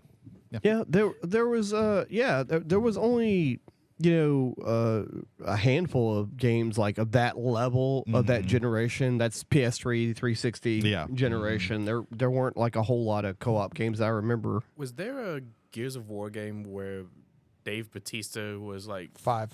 That 5? Gears of War 5. Okay, so I'm not confusing it with Like, 1, 2, and 3 are the only ones that I played. After that, anything after that, I never played and never picked up. So I all my knowledge is of those 3, and more so towards 1 and 2 because those are the ones that I played the most. Gotcha. But they also had they also introduced Horde Mode, which was a co-op thing where you could get on with multiple people and you just Like played waves. against waves of- and waves, progressively harder waves, which was also a really fun. I never got very far in it, but Right. because I think it was like 100 waves you had to survive or something like that.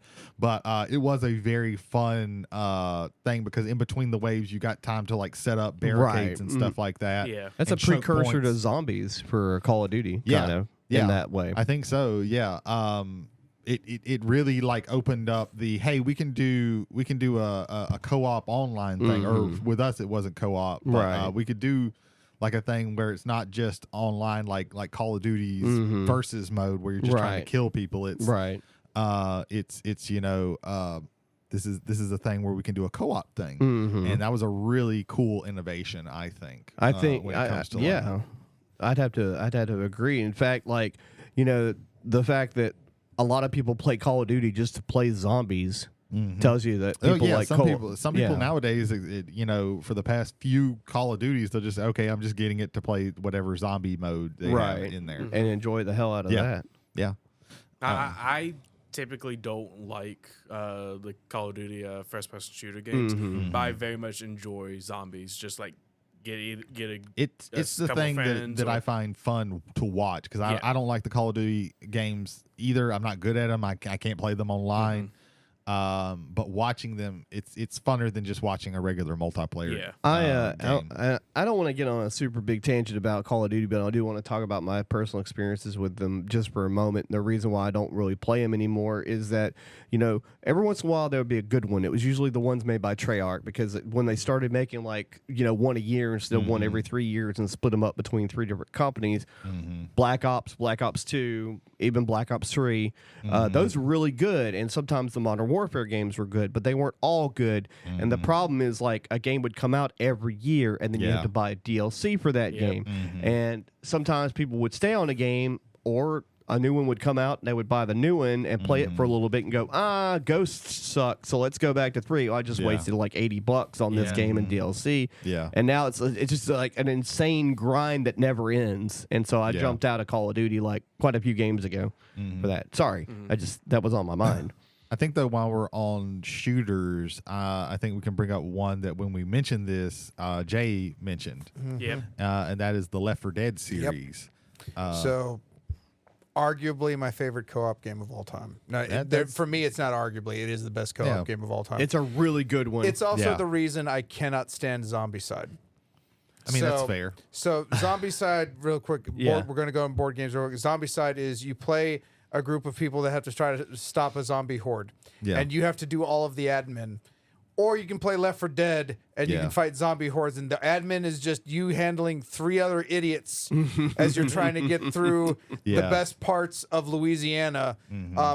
Left 4 Dead 2 also has sentimental because the last scenario takes place in New Orleans. And for me, that's, Yeah, Give me I that- give me that only shit. ever played Left 4 Dead 1, but yeah, all of those were.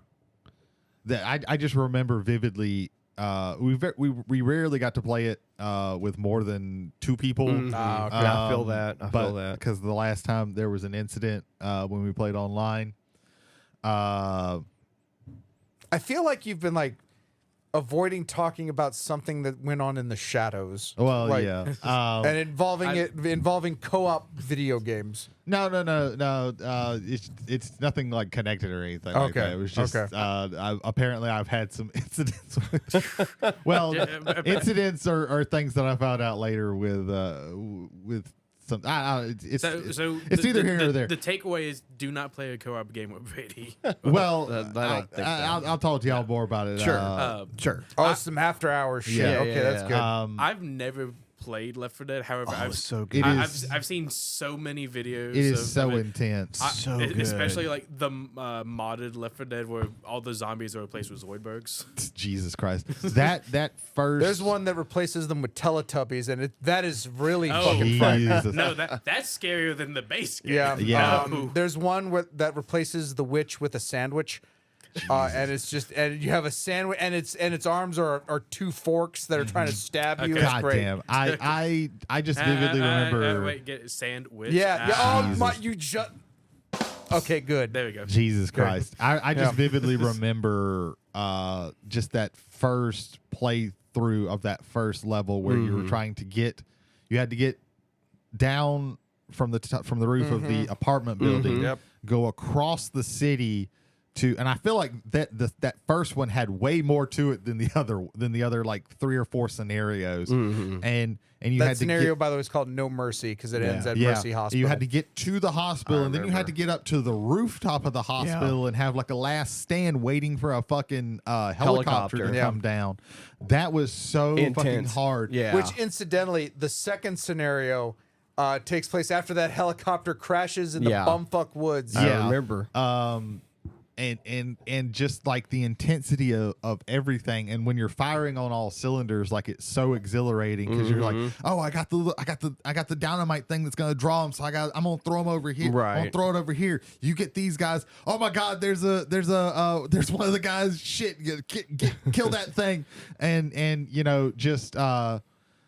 They've got there's a part in there where you're in the hospital and you're getting on the elevator, and the elevator opens up and waves of fucking zombies come out. You're like, oh shit. Then you got a bloater or whatever they were called. And then you're Boomer. walking. Boomer, Then you're goddamn. walking in the dark, and all of a sudden you hear crying, and you're like, Uh-oh.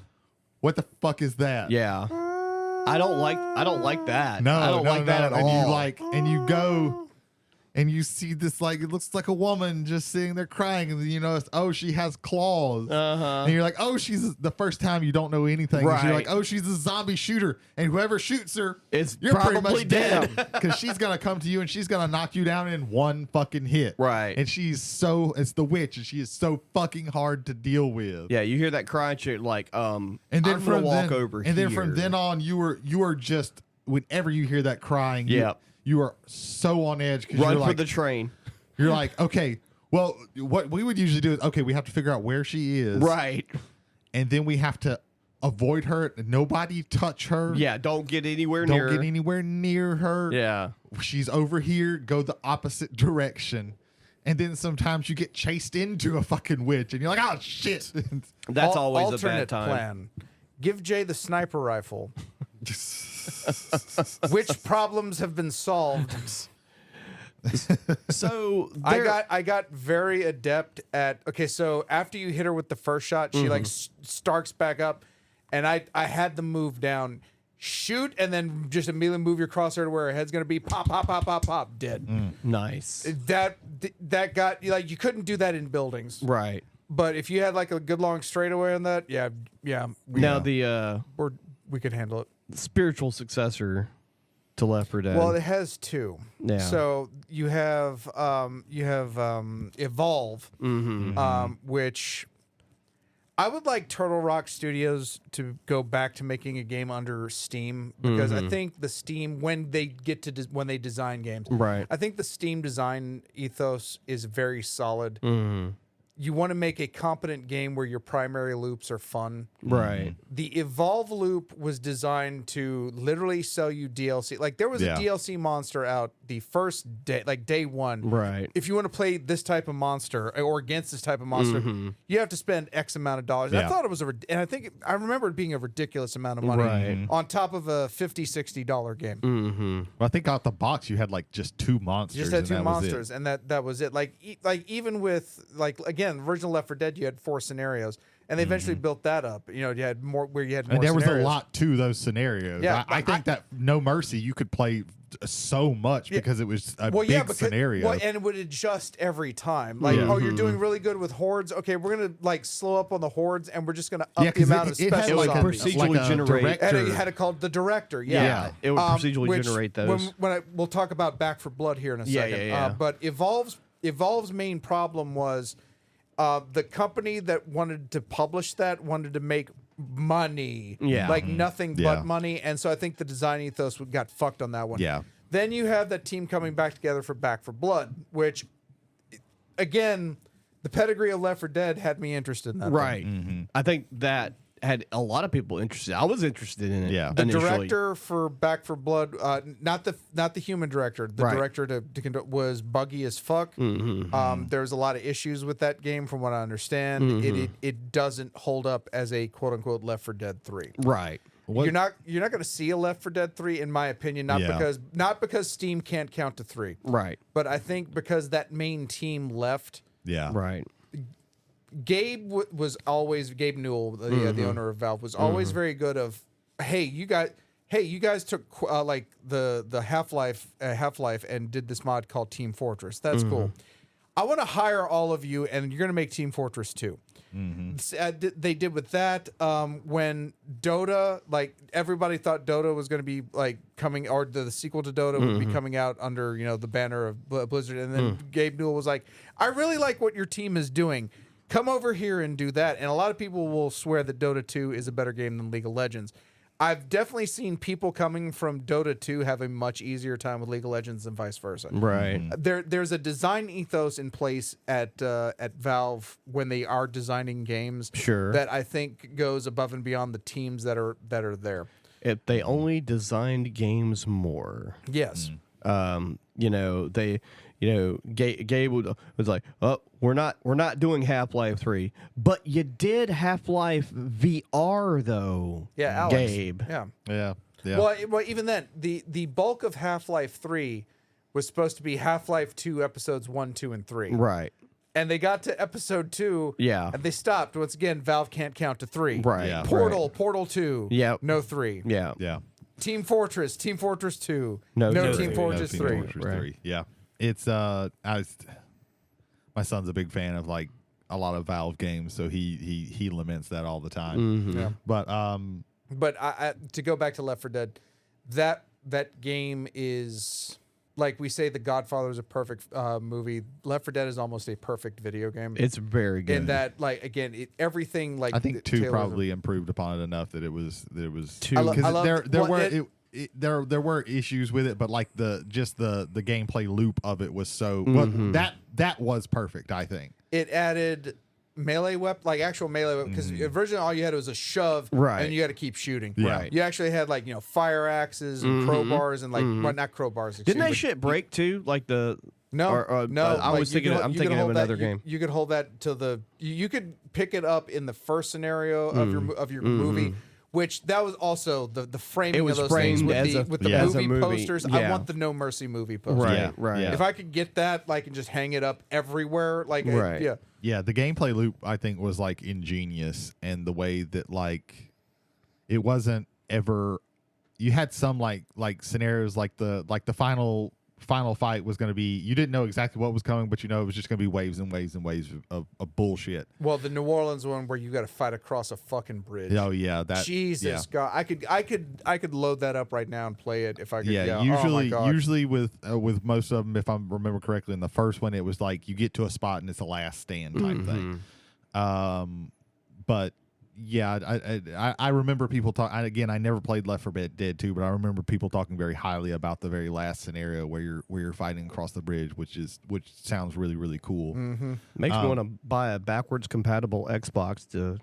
Yeah, those but like the gameplay loop of and the idea of Left 4 Dead was like so cool. And then on top of that, and this is a little bit of ways from the scope of this, but you had the alternate game mode where some people were playing as the survivors. Some people got to play as the special people. Oh yeah, the versus mode, the special zombies, and that was always fun because they all played differently. They did, yeah. And you were like, "Ooh, which one? Ooh, okay, I got killed, but I'm about to reload. Which one am I going to get? Oh, Right. I'm a hunter this time. Okay, this is cool. I get to kind of sneak around in the shadows, and oh, I'm a smoker this time. Now I gotta like pick the right time to like latch my tongue onto this guy. I always went for the big high damage jumps with the hunter because you could fly when you jumped. Holy and like if you came down from a high spot, like the max damage you could do is 25, which that's a quarter of their health. Yeah. And that was fun.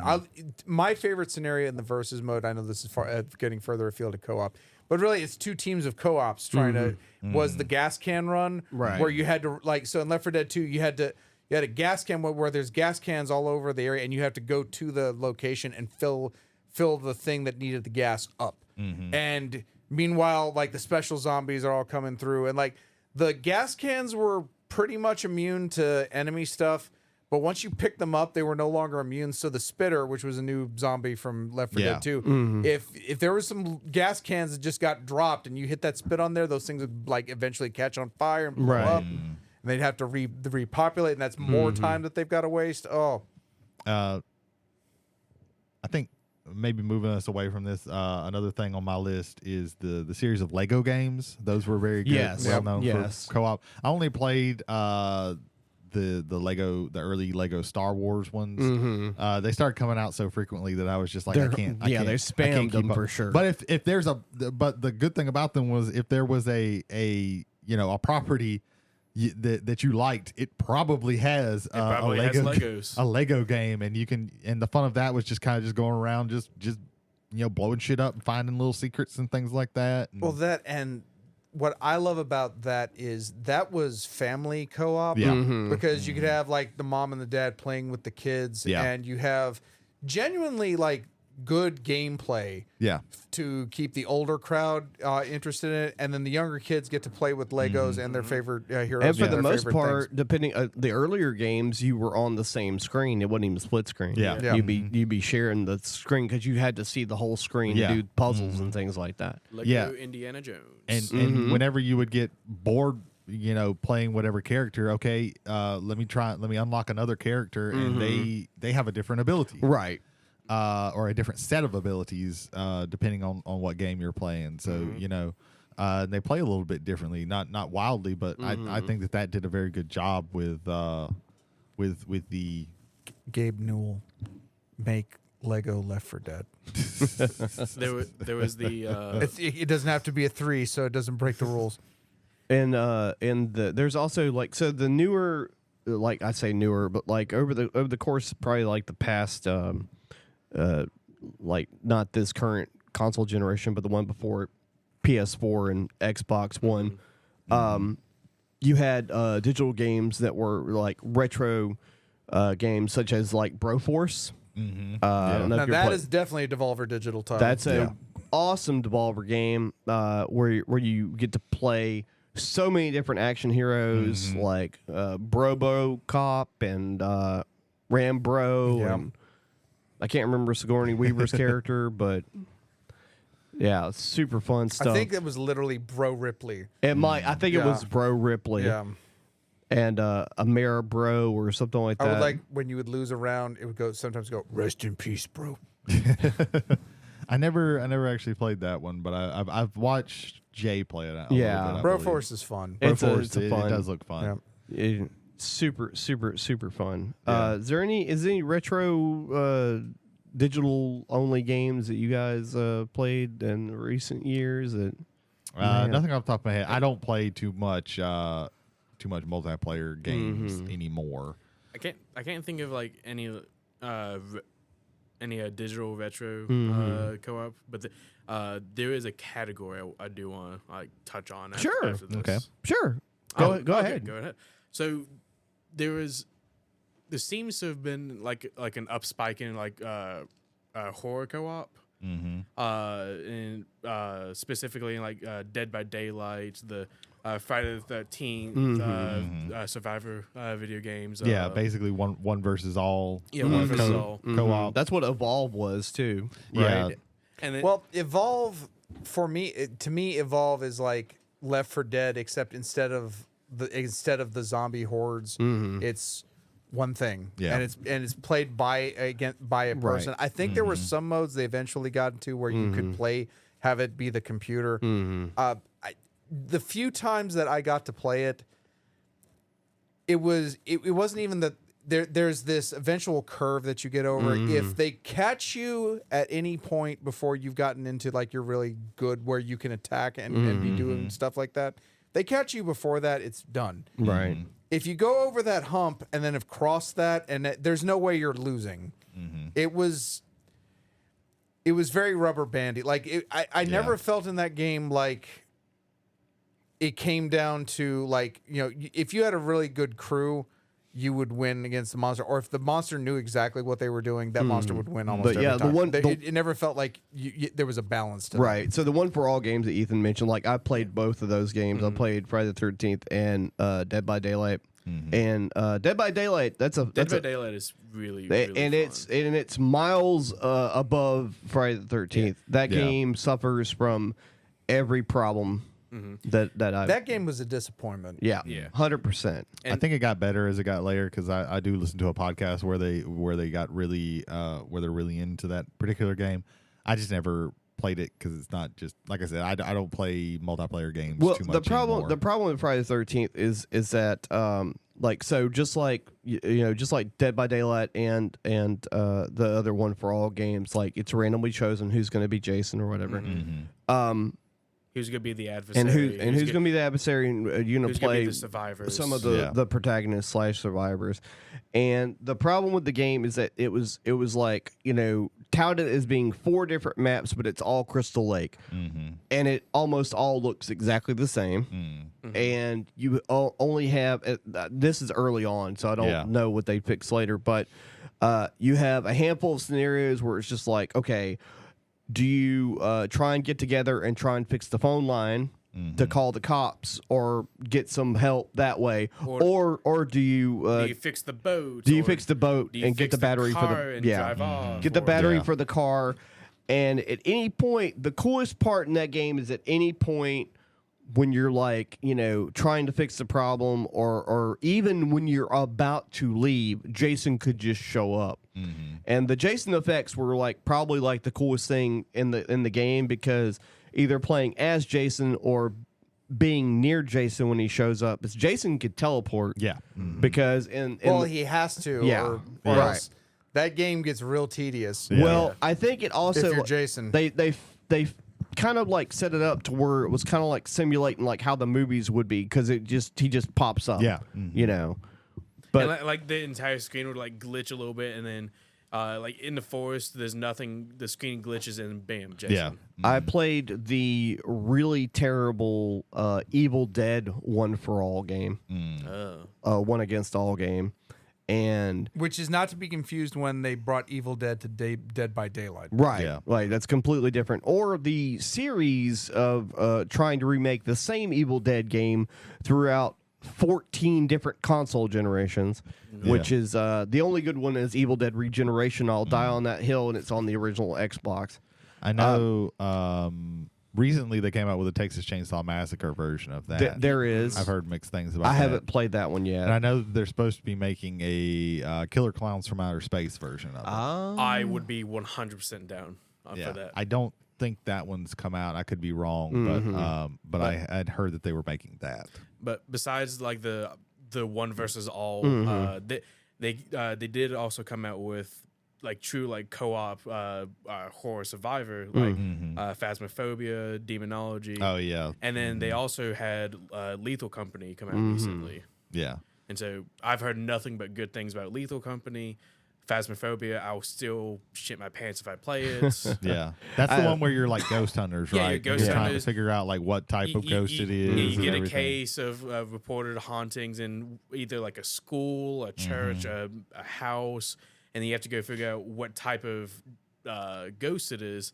And then while you're doing that, you're just trying the random shit that ghost hunters Yeah. try. And I've seen it being played where they have to, okay, I'm going to take this thing, and this thing. You take this thing and this thing. I'm gonna take the spirit box and the crucifix and see what happens when I walk around. Yeah, and then by process of elimination, depending on how it reacts to different things, okay, it's this type of ghost, and this is what we got to do and stuff like that. Yeah, and it then sounds interesting. I just don't like horror games. And then once you figure out, I was like, okay, let's go back to the truck.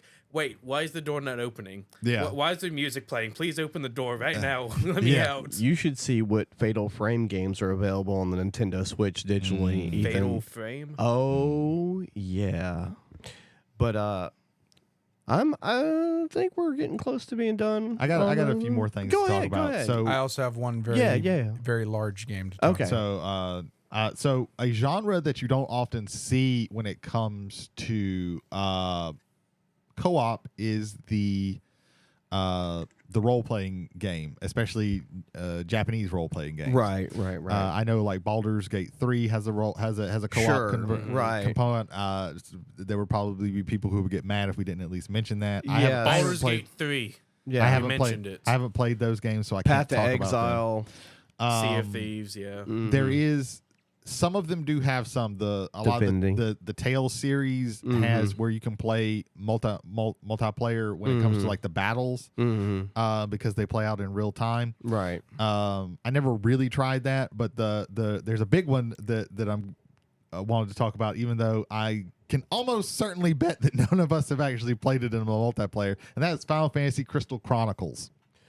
I have not played the multiplayer. Yeah, I have played the multiplayer. Oh, that's cool. Because most of the people who are listening to this, and most of the people probably in the world, haven't played this, because to play the multiplayer, you had to have several things. You had to have a GameCube. You had to have the game. You had to have 4 Game Boy Advances. And 4 connection cables. Link cables. Link 4 cables. cables. Yes. 4 link cables to play this.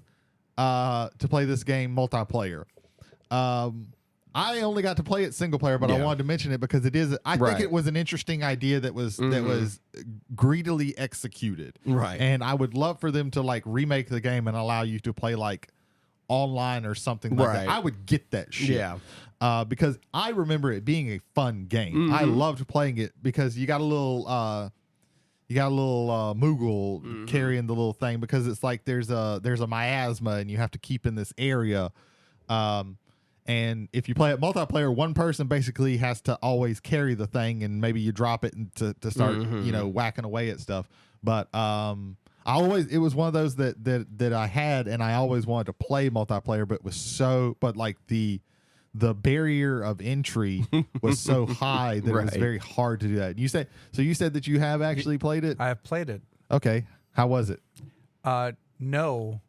Okay. Because of all the accoutrement you need to do that. Like, I feel they could have done that with 4 GameCube controllers. Like, the cool thing, at the time, I didn't really feel the cool thing. You had personal information for your character on your stuff, like your HP and light. So you have this small game that you're playing on your Game Boy while also having the game on the screen. Yeah. Right. And to me, it was a little bit too much. Like I said, if they just made those GameCube controllers, that would be fine. But I think that was done because Sony was like, "Hey, Squaresoft, hey, you still owe us for funding that flop of a movie that you did." Yeah. Oh, you want to go back to Nintendo? Okay, well, you have to give them a shit game. Yeah. This isn't a shit game. Make it shit. Yeah. I think I would love for them to and I know that they'll probably never do that. I would love for them to revisit that idea of playing a multiplayer RPG like that, because I believe I had very much fun with it when as a just playing it single player, and I can imagine it's really, really fun playing it multiplayer, and I wish that the barrier of entry wasn't so high that it was nigh impossible. I can imagine probably only a few people ever played it the way it was meant to be played, and that really is a shame. And I wish that they would remake it or go back to that idea of doing a multiplayer RPG like that, because I think that can be a really, really fun thing. And I hope that one day somebody decides to do something like that, because I think that it would be cool. It kind of baffles me that nobody, maybe not even doing a Final Fantasy, but nobody tried this idea again, but figured out a way to do it where you didn't have to spend at the time several $100s just to play this game, or just have some friends that had the Game Boy Advances. That notion is what I think allowed them to argue that. Well, you don't have to do it yourself. Like, they can bring their Game Boys, they can bring their link cables. Okay, well, you have to not very rarely do enough of your friends all have. Because this was also the time where it was social media didn't exist, so you couldn't have the local friend group Game Boy Advance Final Fantasy group on Facebook. And back then, you would have a friend who they like Nintendo, so they have the GameCube, and they have a Game Boy. But they don't Advance, play Final Fantasy games. But then you have the other friend who's like, well, I like PlayStation, so I don't have a Game Boy Advance. So because back then, it was very splintered. So you wouldn't have people who had, I had no friends who had the exact same, consoles. And you would we all never know had what you different were going to shit. get for Christmas or birthday, as far as that goes. Yeah. So it was really sad. And again, like it is something that I really hope, because I would love to play something like that again. Right. And it makes me sad that nobody tried this idea again. Doing it in a different way where it wasn't so ridiculous to actually Convoluted. do. Jay. Yeah, that's one of my things. So this game can be played alone, but it is best with other people. Minecraft. Oh, yeah. Minecraft is best played with a bunch of people. Oh, yeah. It just is, because you can tend to your own server, like, or you can tend to your own like game on your computer, and you're the only person that is ever going to see what's going on there. Now, if you want to seek out, you want to seek out the Ender Dragon or the Wither, and you want to do some of the end game content, I could see maybe doing that alone. But like, after putting in 20 hours of this Skull Fortress, I'd like people to see it. Yeah.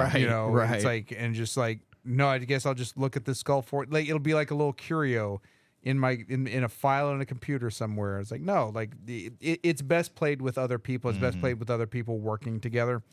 You can have I've always kind of wanted to get like at least a 10+ man server and build it up for a month, and then have a giant war with the people, and just kind of do that once, and you save state it so that before the war everything's saved, so then and then just break out the TNT and just start blowing things up and chop people to death with diamond swords. That'd be cool too. But like, again, not as like, everybody against one another, as like two nations. Like, this is our dividing line. We're gonna build it. It's like, look at all this cool stuff we built. And like, we can all marvel at it. Yeah. And then we'll spend a day destroying it, and then we'll hit reset and bring it and just build again. And where co-op fails is Resident Evil 5. Because it's forced co-op, and if you don't have somebody to play with you, or you play online with some idiot that doesn't know what he's doing, and there's a computer AI that will take over for the second player. Oh yeah. And take all of the and use all of the health packs that they don't need. Yeah. Well, no, it's even worse than that. So like, they're healthy and fine, and they have all the health items, and you get like touched by a zombie. You can just be fine with that. Nope. They literally, like, red light will be spinning over their head like an ambulance. They're running at you with like 500 herbs, and and they will force feed all of them at you. Yeah. It's like, what are you doing? Stop. It was 20 times hit once. 20 times worse than Donald Duck in Kingdom Hearts with the potions. Disagree. Hard disagree. You don't even have to be injured, and Donald will just throw 8 potions at you. I played Resident Evil 5 for like 2 hours and then took it back to the store, and I'm like, this game doesn't work. I want a different one. Yeah. I don't like this. It's Resident awful. Evil 6 was also co-op, and that kind of was where they were like, oh, we really have to change up things and go back to being an actual horror game. Yeah. Good on you. Good on you for doing that. They were like, we fucked up so bad. We have to change our entire person view. we have to go to first person. I'm going to reference another game character in this, but my favorite part of Resident Evil 6 is when a regenerator like kills you next to a meat grinder. They shove you into the meat grinder with them on top of you, like, and you're both getting, and then your co-op partner is literally staring at it.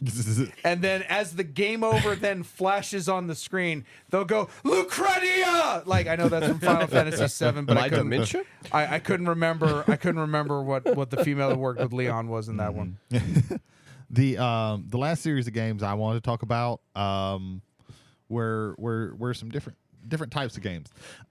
So back in the day, there was this little game called Guitar Hero, and it started out to where it was only if you played multiplayer, it was the verses, and you each played like pieces of a song, right? And then Guitar Hero 2 added it to where there was a verses, but then you could each play the song, right, and see who got a higher score, right? And then the people who made that game left the studio and formed their own studio and created Rock Band. And then in retaliation, the other studio created the Guitar Hero World Tour. Because Harmonix left Activision, and they went with Yeah. EA. But Guitar Hero 3 actually had had there was co-op. Guitar Hero 3. Yeah, Right. It Yeah. had co-op, but it was just with guitars. One person could play bass and one person could I play remember. guitar. Yeah. And then when Rock Band and Guitar Hero World Tour came out, you could play a full band. Right. Somebody could be bass. Somebody could sing. Somebody could play guitar. Somebody could play drums. And at Rock Band 3, someone had a piano. Of course, it was the Rock Band after 5, because 5 They still had 5 rock bands. they had way more than 5 rock bands. Well, no, so- they had like Rock Band, the Beatles. That's where Yeah. they really screwed themselves over because they paid out the ass for that Licensing. for the licensing. Yeah. For a product that the more of it that is out there, the less value of it is, because anybody could once you have that guitar, you don't need that guitar again. Yeah, Right. the big problem was because they kept coming out with New peripherals. It was Rock Band 3 had the keyboard. Keyboard, yeah.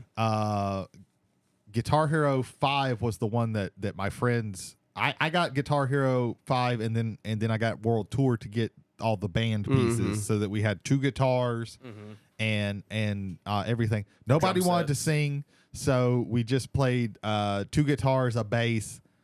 We put Eddie on bass, of course, and then our friend on drums, Caleb. And we played the fuck out of Guitar Hero 5, and it was really cool because you could download most of the songs from World Tour. World Tour was the one that had the Tool songs, and those you couldn't do. They probably just got the license for that particular game. Was it World Tour or was it Guitar Hero 3 with the Tour songs? No, it was World Tour. Yeah, because I was don't World remember. Tour. I don't remember a single Tool The song. problem that with saturation came when they were like Guitar Hero Metallica, Guitar Hero Van Halen, Guitar Hero Aerosmith, And then Yeah. Rock Band was doing the same thing. Guitar Hero. I really liked though Beatles because it kind of went through like the history of the Beatles and Right. things like that. And then you had like, oh, here's Guitar Hero Greatest Hits. It's just like a bunch of the songs from the original from the other Guitar Heroes all put onto one disc. And each of those would do like it got to the point where there were like 3 or 4 of them on each side, like in one year. I remember.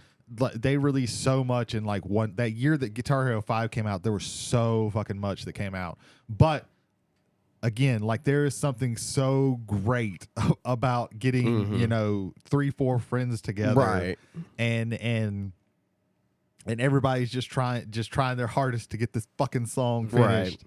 And we're all wailing out and everything, and we all have our different parts that we're playing, and it was so fucking cool. I got to do that a little bit with 3 or 4 people, and it was a fun time for sure. My brother, he installed a client on my computer where I could play Guitar Hero on my computer, and I still have my guitar in the corner of my desktop. I still have 2. I have 3 guitars still. I got rid of the drums because the wires on were like dry rotting.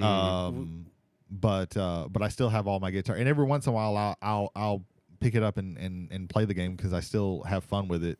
I never could get past medium difficulty. I could not make my fingers do all that shit.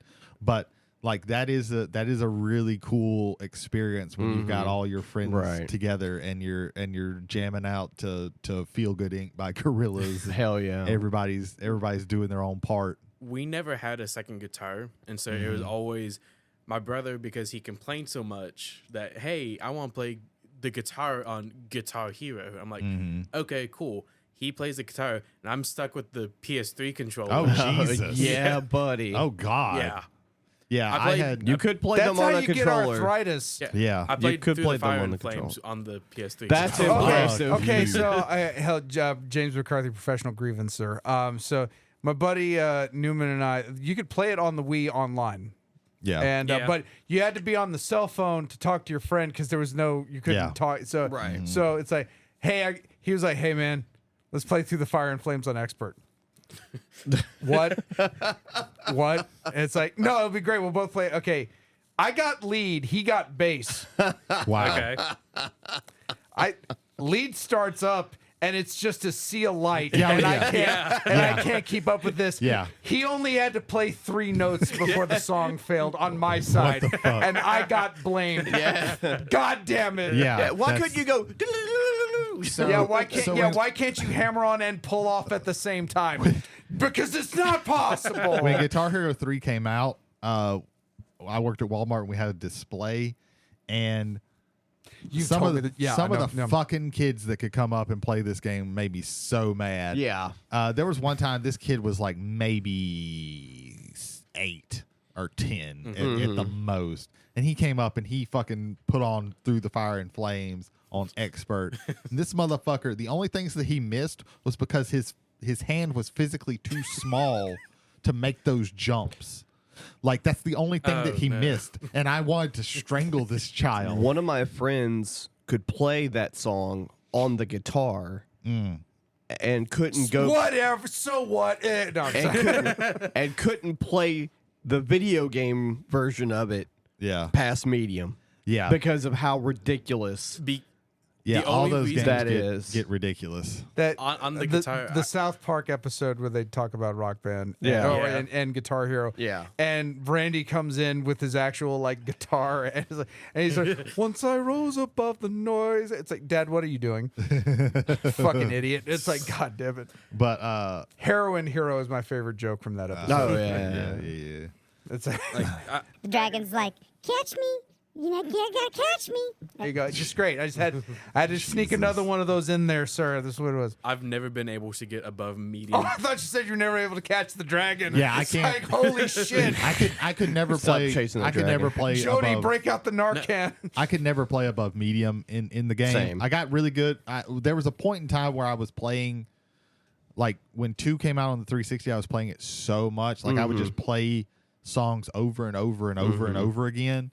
That I could play some of them on hard, some of the earlier ones. Not clips of Dover or whatever that one song is. I got to where I could 100% Buckethead Jordan on medium. Yeah. The PS3 controller is the only reason why I've ever been able to play the hard difficulty Yeah. because X was orange. Okay. So Yeah. it's literally the 4 triggers and buttons on the back as the green, red, yellow, orange, and then X. No, green, red, yellow, blue, and then X is orange. Yeah. Okay. Yeah. Mhm. I was able to get to the last tier on hard, and I was able to do Dover, but nowhere near 100%. Yeah.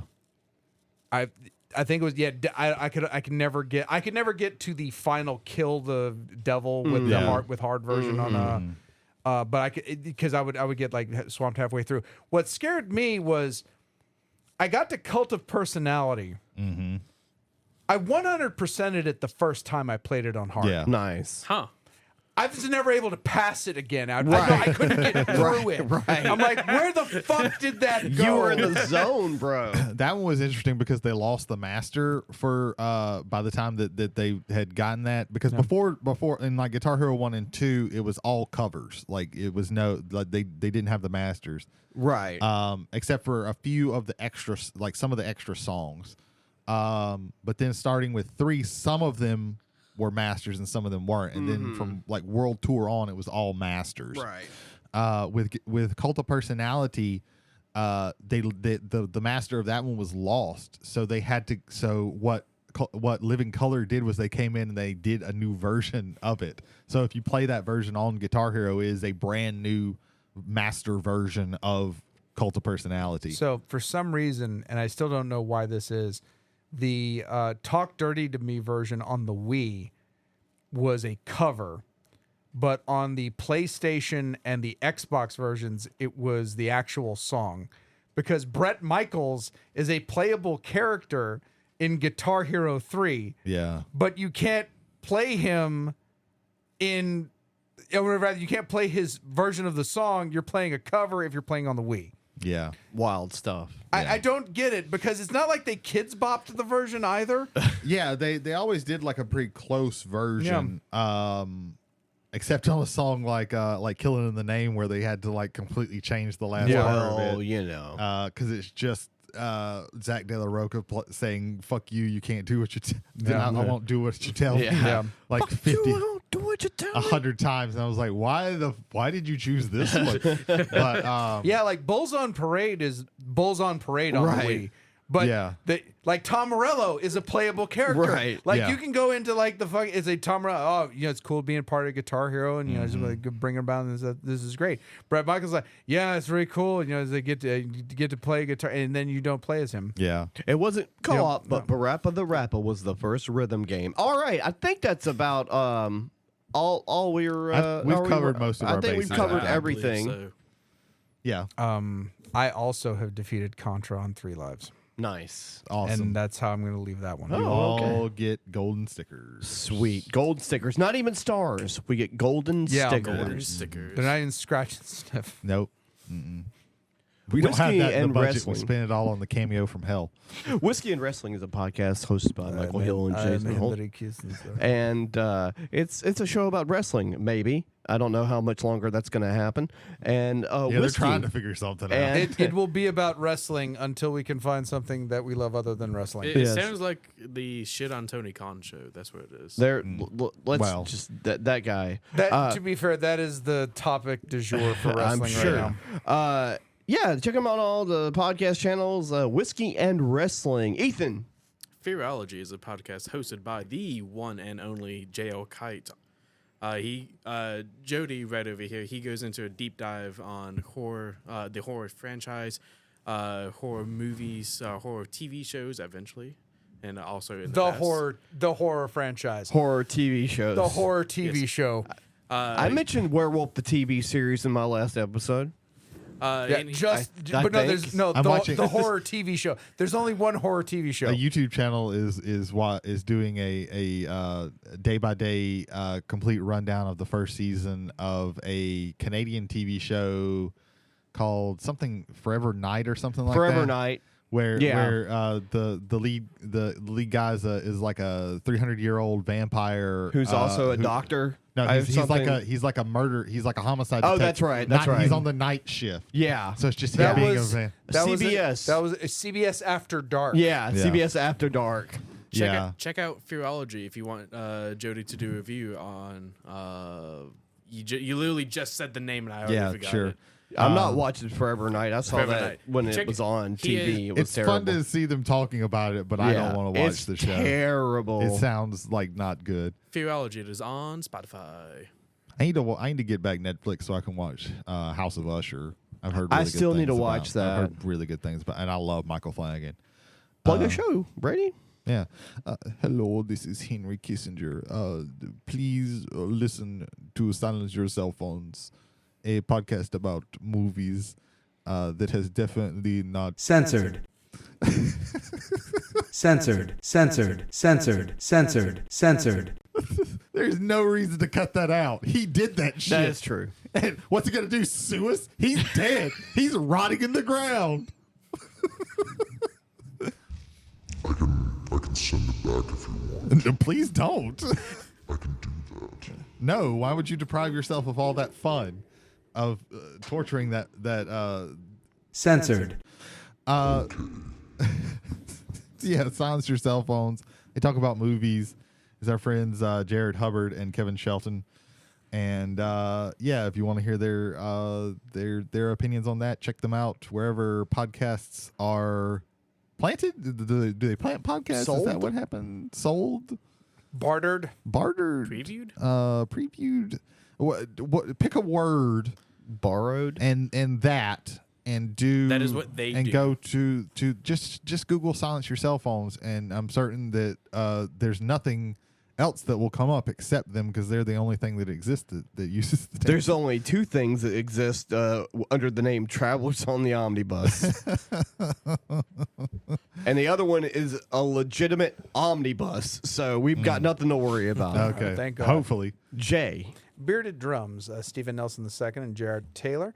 Friend of the show, Jared Taylor, should say, hey, Jared, how you doing?